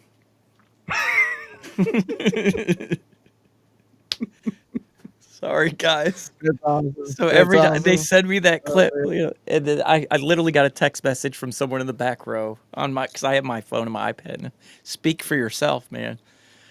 Anyway, I digress. Well, yeah, I've said some stuff. So, hey, we're all human. Oh yeah. Anyway, all right. How many cats do you have? Inside 5. In 5. Inside. So, yeah. So how many total? Inside. How many total then? So we live next to, like, when my wife and I moved into this house, we live next to like this canyon area, and so there's a lot of feral cats that are around here for whatever reason, and so 2 of the kittens that we adopted recently were actually so we actually got the whole litter adopted. But 2 of them we kept, and so we've actually fixed 3 of the feral cats out there, like just catch and neuter or spay and then release. And so there's 5 out there that we feed, and 5 inside, so 10. It's 10. I guess it's 10. I guess the answer is 10. Man, that's a lot. Yeah. I have 7 in the house right now, but 4 of them are kittens, and that was not planned. Yeah. Oh, so you keeping all 4 kittens then? No. Oh, no. okay. We're getting rid of them. Yeah. My daughter wanted this cat that was outside, super friendly. And, we brought in this one cat for a stray when my son came home. He moved away for a while, came back, and he was struggling with stuff. And he's like, he wanted this cat to help him deal with his stuff. He's like, all right. So we let his girlfriend, who'd been with like for 5 years. She's like a daughter to me anyway. But she brought over this cat from her house. It was a kitten. It ended up having ringworm. Gave us all ringworm, man. Most brutal thing ever. Like, you talking about quarantine. Cats are quarantined. We're quarantined. Don't touch nothing. And the stuff that we had to put on ourselves. Yeah, that's rough. I don't know if what do you use? Have you ever had to deal with that? No. Oh, so what is it? It's a cream for a certain body part that you have to put on your body to get rid of it. So the whole family is, anyway. Yeah, that's fun. I didn't Worst know experience ever. But it works. It works faster than all the other stuff. It literally did. Like, we were using other stuff. It was taking forever. We used this stuff, and it was gone in like 5 days. But yeah, so we brought this one cat. She's like, she's been petting it for 2 weeks. I'm like, well, she don't have it. Cat don't have it. We're good. Yeah. And so it ended up, we brought it in pregnant. Oh, and now we've got 4 kittens in the house, and she puts them right under her bed. So I'm always afraid I'm going to step on them first thing in the morning, getting out of bed. 10 cats. Yeah, 10. No kids, right? Just the cats. No kids yet. Yeah. All right. What is the hardest video that you've ever had to make? Oh, hardest video. Like from a perspective of like most difficult to put together, or like difficult on me mentally. I'm trying to think. Oh man. So there's none that stands out with like that was just the most brutal most brutal video I ever had to do. I'm gonna look at the list. There's a list. Here. Let me That's look trauma, man. Let's see here, dude. So I would say, one of the worst to put together that I thought was gonna be like fun and not that bad. I did this Shure microphone comparison video that was just like a bunch of Shure I microphones. remember that. That was a freaking You were nightmare. you were talking about it as you were doing it. Yeah, I'm like I hated myself for making that video, dude. I was like, this is terrible. That one's probably the one that sticks out the most as being like, yeah, that's got to be it. There was a Oh, couple where I've had look to at like this. reshoot them. It's tough, but oh, kitty, Hello. oh, so cute. Here's Cat. This is what happens in my life. She gets jealous and she like Yep. gets in my Oh, face. so cute. I thought you were gonna say Deity VO7U. Oh, I'm trying to think of You what were happened sick. in that one. You were sick. Oh, that one. Oh, dude, And, that one was rough. That's right. and you pushed through. Yeah, I was like, God, that's gotta I be did push through. awful. Oh, that's And there was right. another one you did where you had nose surgery. Oh yeah. That was like Funny. this is my favorite dude ever. Like this is Dude, my that was channel. I'm subscribing. That's it. dude, Just that because of one you, was just because you did that. that one was funny because like yeah, it's like a windscreen or like and a live cat comparison for like the Rode Video Go 2 or whatever. Yeah. And yeah, dude, no, that one I remember that one was funny. Oh my gosh, I saw Oh, that. So yeah, I thought it was yeah. gonna be one of those two, and you didn't mention either one. Yeah, I do remember being sick during a video, and I remember thinking like, that did suck. But from like, yeah, putting it together aspect, sure. During the dude, I do remember being very sick during that VO7U though. Oh, that was brutal. Yeah. Oh, who has a question? Someone said they have a Oh, question. can you please shout out? I know, just ask the question. Hey, and I appreciate you though. Thank you. Ask the question. Little Can you Zachy Bagel. please shout out Lil Zachy Bagels? I don't know. Shout out Little Zachy Bagels. Yeah, all right. Yeah. Lil Zachy Bagels. There you go. Shout him I out. like it. Who? Why? What? What do they do? Share. Okay. Next question. We're getting to the end. I'm sorry if these are bad. Oh, there you go. What was the most enjoyable video ever made? Like that you just have the most fun with it. And I guarantee you it's probably you've even commented on this. I remember this. And this is why I was thinking about it. The video that you love making the most and and this one gave you the least amount of views. I'll tell you that.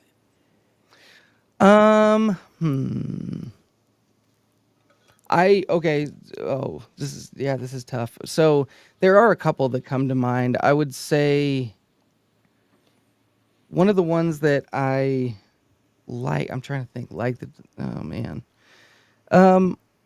I think the Stasher Smash NW700 NW800 was really fun. Yeah. That one was one where I definitely did not get nearly the views I thought I would. I know.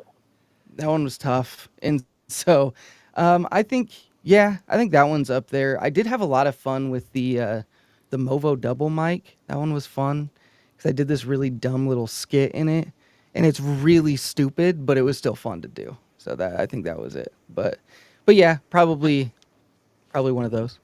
I thought you were going to say the Joby shotgun because you talked about how you no, love that dude. one and it's brutally. I actually will say I did kind of nail that video. Yeah. I did kind of nail that video, and dude, that one is underrated, underappreciated. So yeah, I guess you would pivot. The question was, which one's the one you were most proud of that got the least? Yeah, that would be it. Yeah. Yeah, the Joby would probably. Yeah, I would say that's it, dude. Man, yeah, I thought I did a good job on that one. The two, I don't know if I do this because I know it's not going to be a banger of a video, so I try to have a little more fun with it, and it ends up being the best one. But like for me, I loved making the toner preamp one. Okay. It was just fun to me. I don't know why. I just had fun doing it. And what was the other one? The other one was the InnoGear $29 boom arm with the riser on it. It was like no one's gonna watch this. I'm just gonna have some fun with it.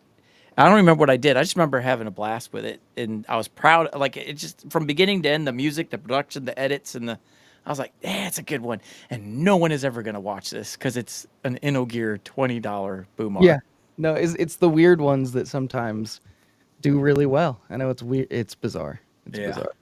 But Here, another question for you, Bronson. What was the video that took you the longest to create and finally publish? I have one. I could tell you that right now because it hasn't been published yet. longest to create and finally publish. I think actually, one of the ones was actually the Rode NT1 fifth generation. That one, like, I had that microphone for a long time, and it gave me the opportunity to like really, like mess with a lot of stuff and like redo some things and add some things. I think that one is one of my longest videos. I think it's close to 30 minutes, and yeah, it's got to be that one. I think that one was like, which is funny because I mean, I have ones that have a lot more moving parts, but that one I just like, I think I had it like 6 months before they released it.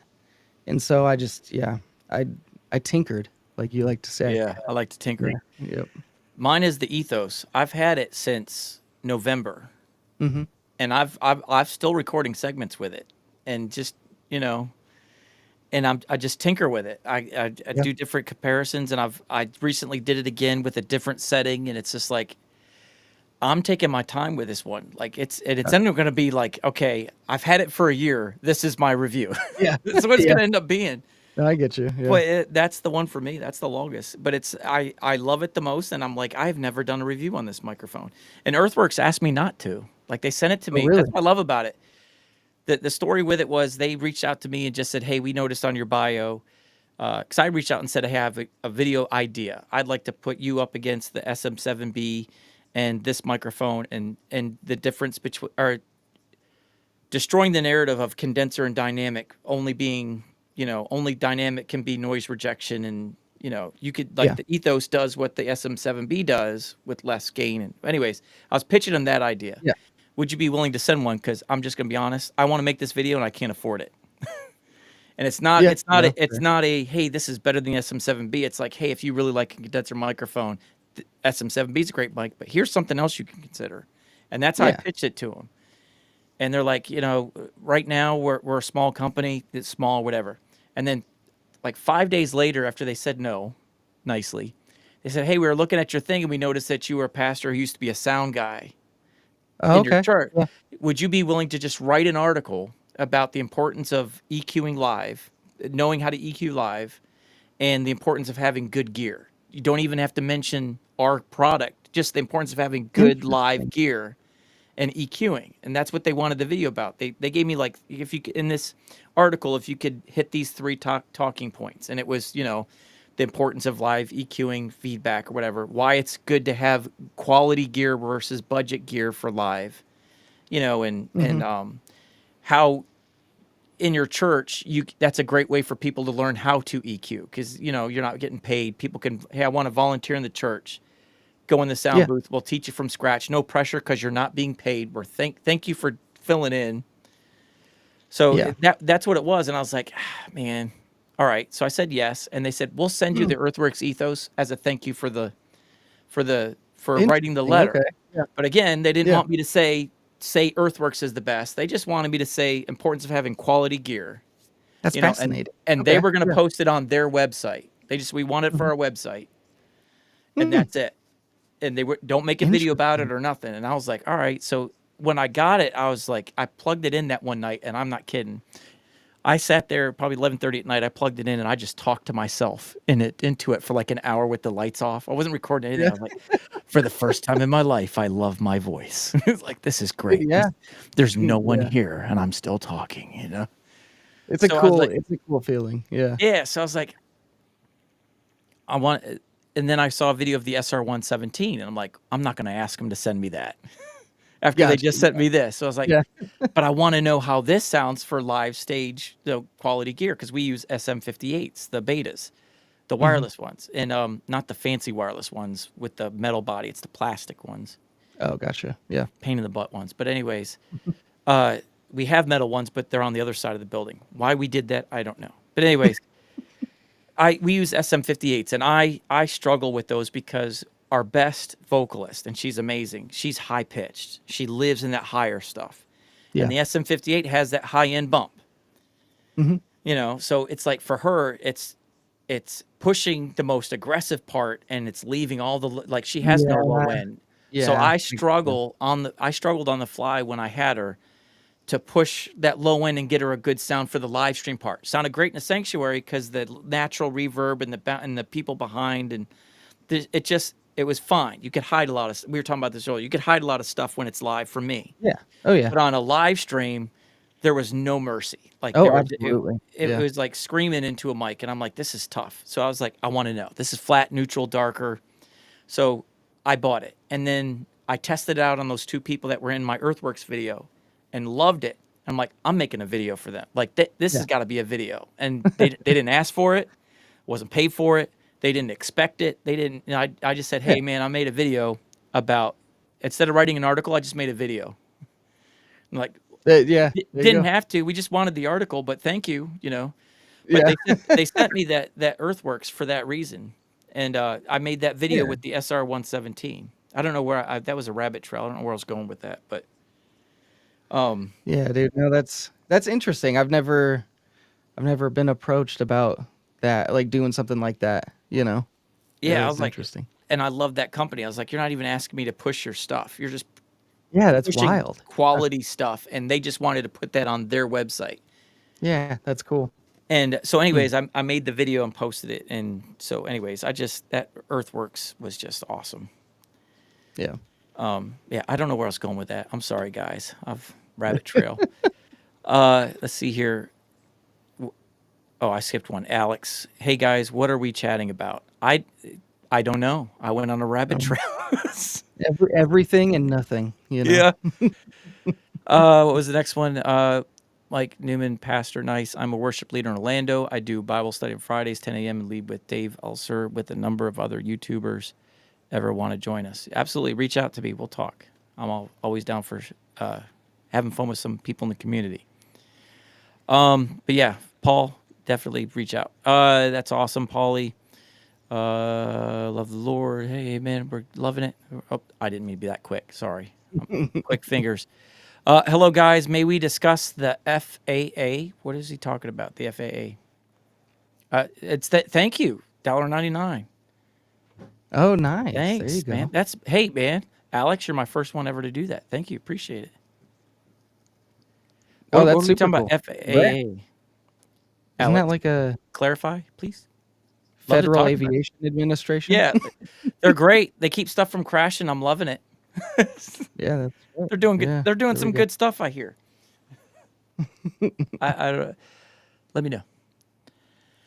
So yeah, Alex, let me know the FAA. Interesting. Dave, top 3 budget mic companies and why? Your thoughts? Yeah, I mean, Five Fine's gonna lead the race on that one, in my opinion, because I do think it just is like a genuine care for their consumers and anyone that supports them and stuff. I think that they're really good that way. I mean, a part of me wants to, I guess, say Mayano, but I don't know. Yeah, I guess Mayano and Five Fine. Mayano, like I don't know. I guess that they've been good at like taking kind of what Five Fine did and like adding more to it, and so I think that's cool. And I've never had like a bad experience with them or anything. Um, I mean, it's tough, dude. Like I guess I could say I'm trying to think of a third one that's really good Behringer? that stands out. Behringer? That was- Behringer? that's where my mind went, was like the XM8500. Yeah. I don't, as a company, I don't really love them, but Because of I the mean, Blake ripoff, like come up with your own stuff. yeah. Yeah, me too. Oh, dude, there's something that I would love to talk about that I want to talk about so bad, but I really like legally don't know if I can. Oh, there's a lawsuit involving a company, and you've talked Yeah, about this before with Bark on a yeah, podcast. yeah. So yeah, like, but I'm like, yeah, I think You're that I nervous think now. I know. I'm like, I'm trying to think, like, because I was reached out, like they reached out to me again about it, and so like, but basically, yeah, Behringer is getting sued by someone, and they're using my video as an example of how much it was a ripoff. And so I'm basically like what would you call it? I was they actually sent me a Whistleblower. thing. No, they sent me the thing that like makes you give them something. It was crazy. Yeah, it's wild. Wow. I remember you talking about that, which made me nervous about bashing Behringer. Like I don't want to do videos for Behringer because do you say Behringer or Behringer? Behringer. Behringer. Yeah. Is that how they? Behringer. I've never ever looked. I was like, you rip off stuff. There's I'm not going actually to give you the right name. There's a video that's actually funny. It's by Behringer, the company, and they're actually going to different employees at the company, being like, "How do you say this?" And they like all say it a little bit different, and it's funny. It's just like who They I don't liked even it know how because to I'm like, say it. yeah, who cares? Like whatever. But yeah, I mean, I don't. I guess I don't think them. there's a third, honestly. Yeah, the not that's like To totally say favorite. To say killing it or favorite. anything. Yeah. Yeah. And for me, it's fine. And it used to be Mayano. Mayano was, for me, it was, again, I liked the PD400X. To me, it was like, all right, that was a metal body, heavy duty, 24-bit. You had the USB, you had the software, you had the companion app. I was like, all right, because of that, they were the top of my list. Yeah. That was their flagship. Get in trouble. Flagship mic. Sorry, I'm getting tired, getting myself in trouble. But anyway, so that was it for me. And then Fafine comes out, and that was the thing. Like they had metal bodies, and they weren't crazy metal body, but they were more durable than the Fafines. Fafine had a great sound, but they had the plastic body, and I'm like, long term, that's gonna break, it's gonna crack, it's gonna, plastic breaks. We use Shure SM58s with the plastic housing, the wireless ones, and they've cracked. Like it just plastic just doesn't last. Yeah, that's So true. because of that, I was like, I just know my Mayano won't crack or break or whatever. So that was my favorite. Then I went back to Fafine after they made the K669D and the C. Because it was like, all right, we're going to so Mayano's beating us because they're going metal and we're plastic. So we're going to take the audio and we're going to build our metal better. Our housing is going to be better than yours. So it's like now you're back at the front. And like I was saying earlier, I think they ruined it for themselves. They've set the bar so high with the K669D that everything they come out with after that is like, I wouldn't buy it. No, I get you. Yeah, I was thinking about it as you were talking, like I guess MXL could be in that conversation. They haven't really come out with like stuff that's like new though. And I don't know. I feel like a lot of their stuff is becoming kind of dated also. Yeah. It's not with like newer stuff that's coming out, but. And if Fine goes to 24-bit, they're going to run away with it. Oh yeah, for sure. So, but yeah, to me, Fine number 1, Mayano number 2, and then number 3, I would say Behringer. I'm going to say Behringer too, since you said it, but reluctantly. Behringer. Performance alone, but I don't like how they got it. Yeah, no, they didn't sit down and they just stole. Yeah, I know. Yeah. So I think Tom Buck used to say that about the pile mics. Oh yeah. The SM57. I even saw a video where a professional audio engineer was recording on the drums, and the drummer had to guess which one was the Shure SM57 of the pile, and he couldn't tell. Yeah. But he said they just stole it. Yeah, I know. It's kind of tough to like be excited or like happy for a company like that, but and that's how I feel about Behringer. And yeah, I mean, them putting me in the middle of a lawsuit, like they didn't do it technically. It was the other company. That's the one that I don't want to mention, is the company that it involved. But it is a company that they ripped off, like obviously. But it was their most blatant ripoff, in my opinion. But they don't even hide it. No, not even kind of. They even like named them basically like similar. Like they went through like a phase where they just like named them basically the same name is the thing they were ripping off. It was crazy. Oh man. I did a video on clones where it was like they called. I'll say what I was like. I did the clone video, and it was the Waymic 57, SM57, and something else SM58. Like you didn't even change the letters and the numbers. That's crazy. Anyway, all right. we're at 3 hours. I don't want to keep you, man. I know your voices, our voices are I'm on starting to board. fade. Yeah. Yeah, no, I know. I've been kind of going through. I don't know why. I think it's just allergies this time of year. But yeah. But I appreciate your time, man. I really do. Oh yeah, no problem. Let's see, what was it? We'll try to wrap up these chat questions real quick, and then we'll wrap this up. Fafine has been great to work with. I would agree. Yes. Nice. Yeah. Alex, I have a drone license. That's what he was talking about. Talking about FA. Do you do drones? Oh, okay. I don't do drones. Yeah. I don't either. I wish I Yeah. could. I wish I could tell you something, Paul, but I want Yeah. to, especially after watching iPhonedo the last week. I want drones. That dude is a Yeah. wizard at that. Dude, they're awesome, but yeah, I just like I don't know.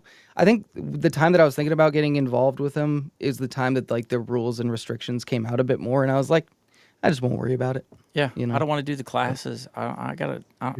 It's hard enough finding time for video reviews, much less that. Yeah. Let's see here.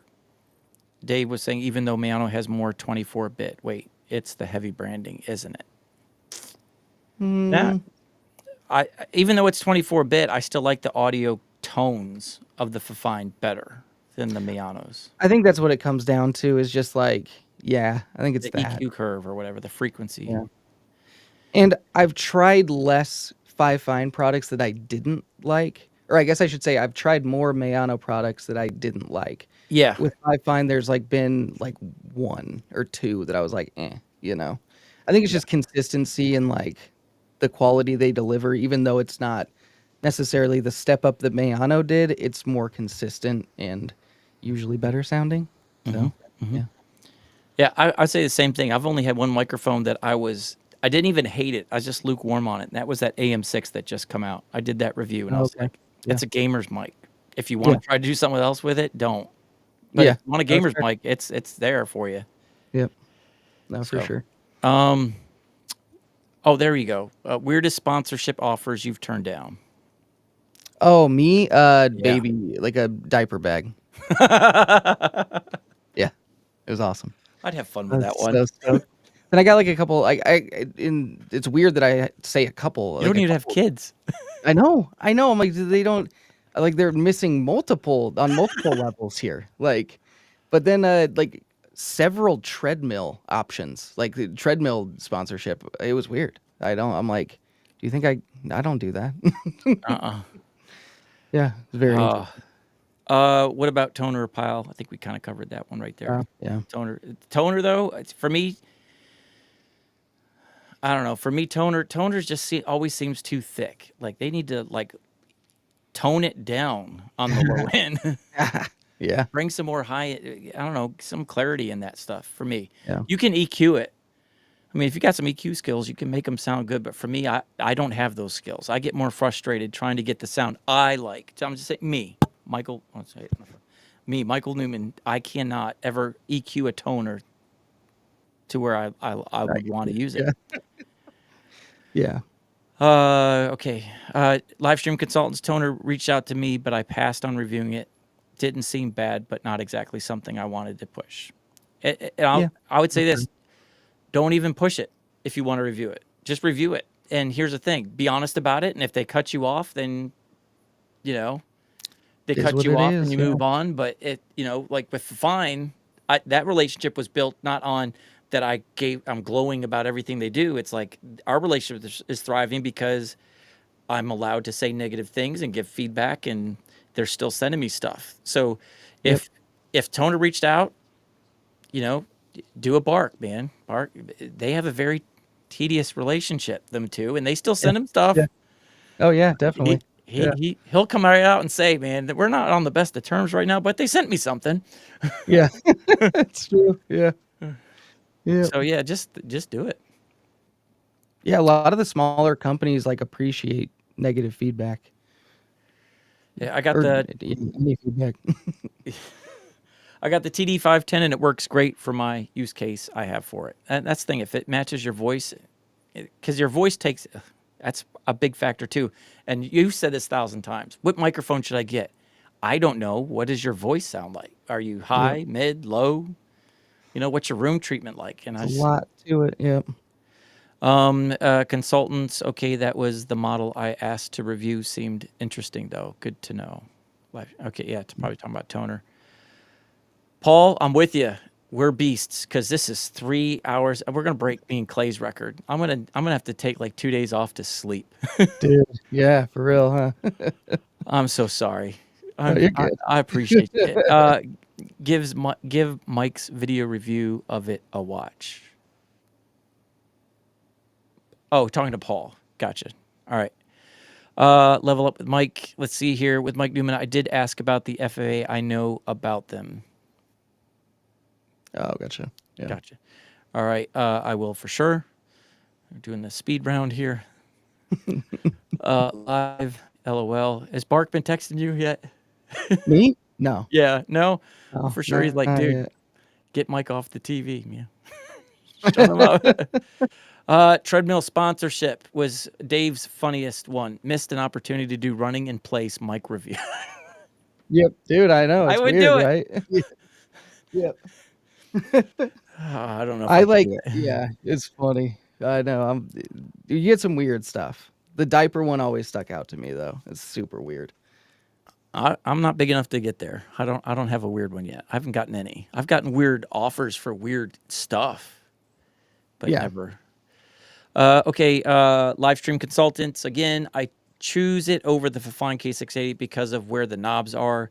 I needed it to fit my audio bag, and I felt the K688 would end up getting broke. The toners, but yeah, that's my concern with the like if the K688 was metal, and I did sound that like, dude, if you made that metal, I'd be, I don't like knobs. I've said that in every one of my videos. I hate the knobs on the side. It's like whack-a-mole, I get or it's you. got growths. Like you just want to shave it. It's like Austin Powers, moly, moly, moly. Like, I'm sorry, I got quirks. Dude, I'm actually looking at the toner right now. Yeah, like I get what you mean. Yeah. Yeah, the toner's built like a tank. I love the look of it. I love the look of it. I just got to do a lot of EQing to use it. And when we do what we do, sometimes you don't have time. You got to hit the ground running. I mean, like Tom Buck was saying for his live streams on Friday night with Heather, he's just sticking with the Earthworks ethos because he can literally just plug it in and go, and it sounds great. Yeah. Yeah. For sure. So that says a lot. Dave Satura, again, diapers could have been pop filters. For some microphones, yeah. That'd be a good message. Yeah, there you go. This is what I think about this one. Yeah. Load of crap. Dude, yeah, that's true. This video is sponsored by, I don't know, Pampers. If you got a crappy microphone like this one. Let's see here. Diapers. Yeah, could have thrifty tips for audio loving parents. All right. So that we've cleared our chat. And Bronson, really, I missed that one. All right. Bronson, really love your cinematic look, by the way. Do you have a film background? We were talking about that earlier. I'm like, I've got whitewash and you've got cinematic, like you could put, you could go artless cinematic theme music behind you as you're talking. Yeah. Be epic. No film background. I mean, when I was younger, I would, we'd shoot little music videos and stuff for like the bands that we were in, and I'd always take the head on that and everything. So we just use camera, like I learned mostly from that and everything, but no legitimate film background or anything, So yeah. When I was listening to you in Bark Talk, I thought that your job was something like going to live performances and doing the video production recording, but you just do that for judging. So I do events also, like that'll be one thing that I'll do several throughout the year, but I don't like wear myself out with it or anything. It's just companies that I've like had a relationship with for a while that if they ask me to do it, I'll do it. But yeah. All right. So last 3 questions I have, they're quick ones. They're one-word answers. Okay. Let's hit it. Here we go. Let's ram this baby home. All right. Company name you struggle saying. The one that kills you trying to pronounce. I mean, I think I've gotten the most crap for Behringer because I think a lot of people like fight me on whatever way it is, Usually I'll just link that video that I talked about and be like, come on, like give me a break, I think that I'm trying to think of the one that's really hard. But I mean, probably that one just because that's the one that's like gotten the most attention. But yeah. I'm for fine. I know it. I know they say fine. Yes. Yeah. I just can't say. I just look at it. I see fine. Like if you want me to say it, put the N in there. Yep. Give me the Yeah. N. I'll give you the word. I got some crap for that one too. Those are up there for sure. Yeah. Yeah. Fine. Yeah. But I gotta like if they're doing the stuff they're doing like this, if they're sending me a custom mic, the only one that exists in the world, I gotta start saying their name right. It's the least I can do. It's tough. Yeah, it's tough.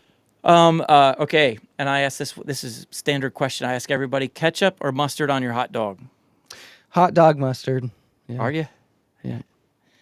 Like, but literally, that's the only time I have mustard. Like, let me be Okay. very clear about that. Like, That's on a good. burger, no, dog. Like, get mustard off of my hamburger or cheeseburger. Like, no, dog. Like, I can't do it.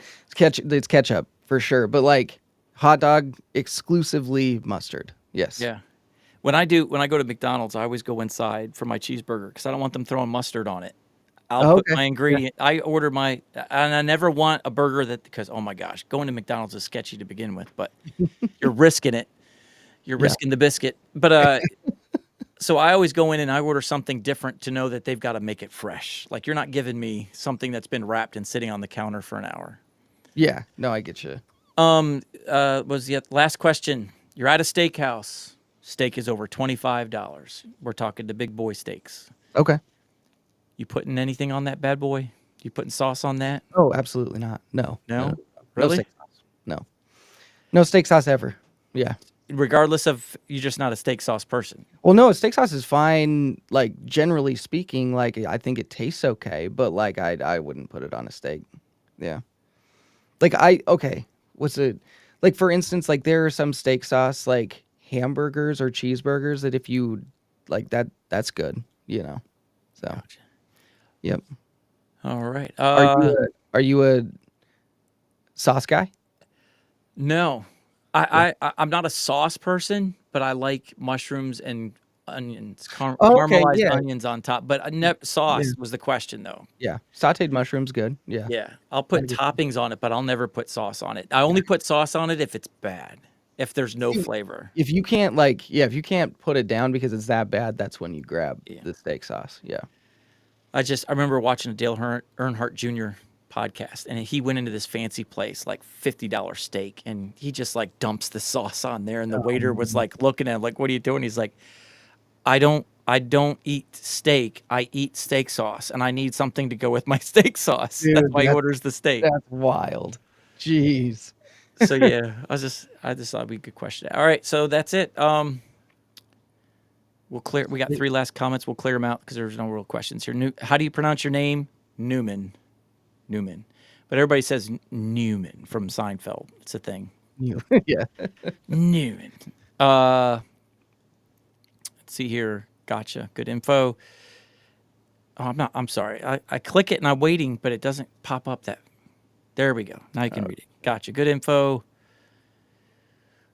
Neumann. I wish it was Neumann because maybe they'd send that'd me be something. awesome. Yeah, that'd be cool. Yeah, that'd be a cool one. They Dude, will. Mike and then Neumann, that'd be sick. Yeah. Like that's a sick name. Wasn't for an it you audio that said that? The Mike Neumann? Someone told me to Yes, change my name. Yeah, it was you. I was like, channel. It was me. Yeah.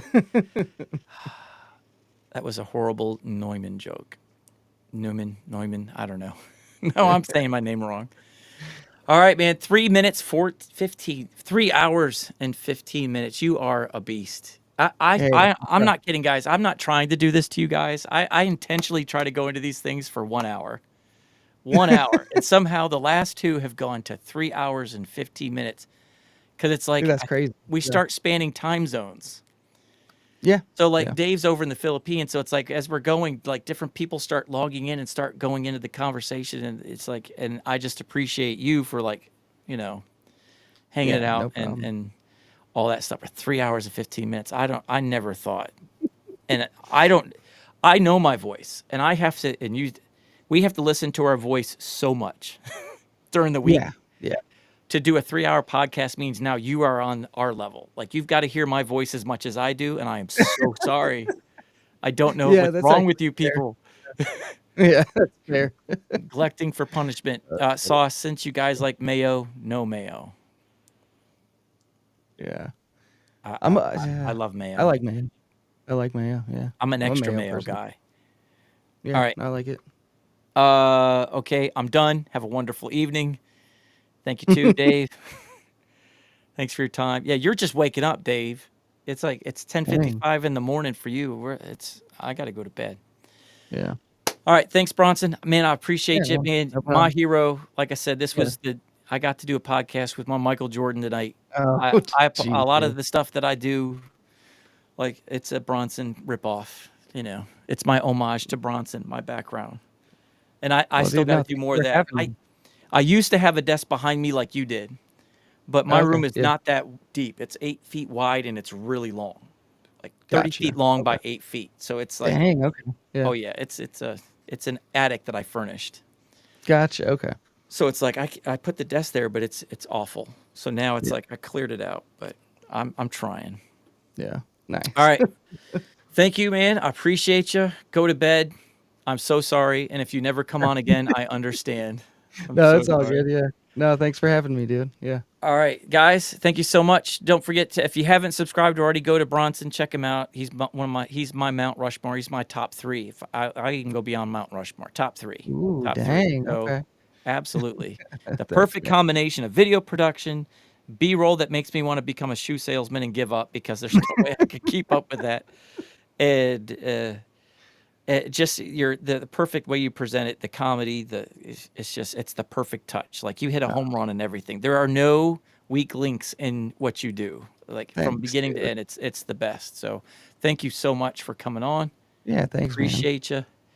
And I'd love to have you on again, but Yeah. I doubt it after 3 hours and 18 It's minutes. all good. I'll Yeah. We'll find see. out. I'll Yeah. find out. When we're done, he's going to be like, Michael, never do that to me again. So That was fun. appreciate you. Thank you very much, guys. Don't forget to subscribe to his channel, like him, get him to 100,000 subs, get him to get him Ooh, a silver button, yeah. y'all. Be sweet. Yeah. You have the power, not YouTube, not me, not him, you guys. So hook him up. All right. Thank you so much. And See you guys. what's your next video going to be? 5 Fine AM8. AM8. Didn't you just do that? No. The white? No. Oh, That was your behind the scenes. my behind the scenes. Yeah. Okay. All Yeah. right. Mm-hmm. If they made that in metal. Yeah. I Oh know. my God. Yeah. Me and Dave were talking about that. That Yeah. audio quality out of the box, if you got rid of the plastic body and put that in a metal body. Mm-hmm. Wait. Yeah. Yeah. It's crazy. All right. Yeah. Anyways, don't forget to check out his video for the AM8 that's coming out next. For me, it's the Toner 210. It's going to be, Nice. fun. Yeah. All right. Anyway, love you guys. Thanks for joining us. Peace out. See ya. See ya.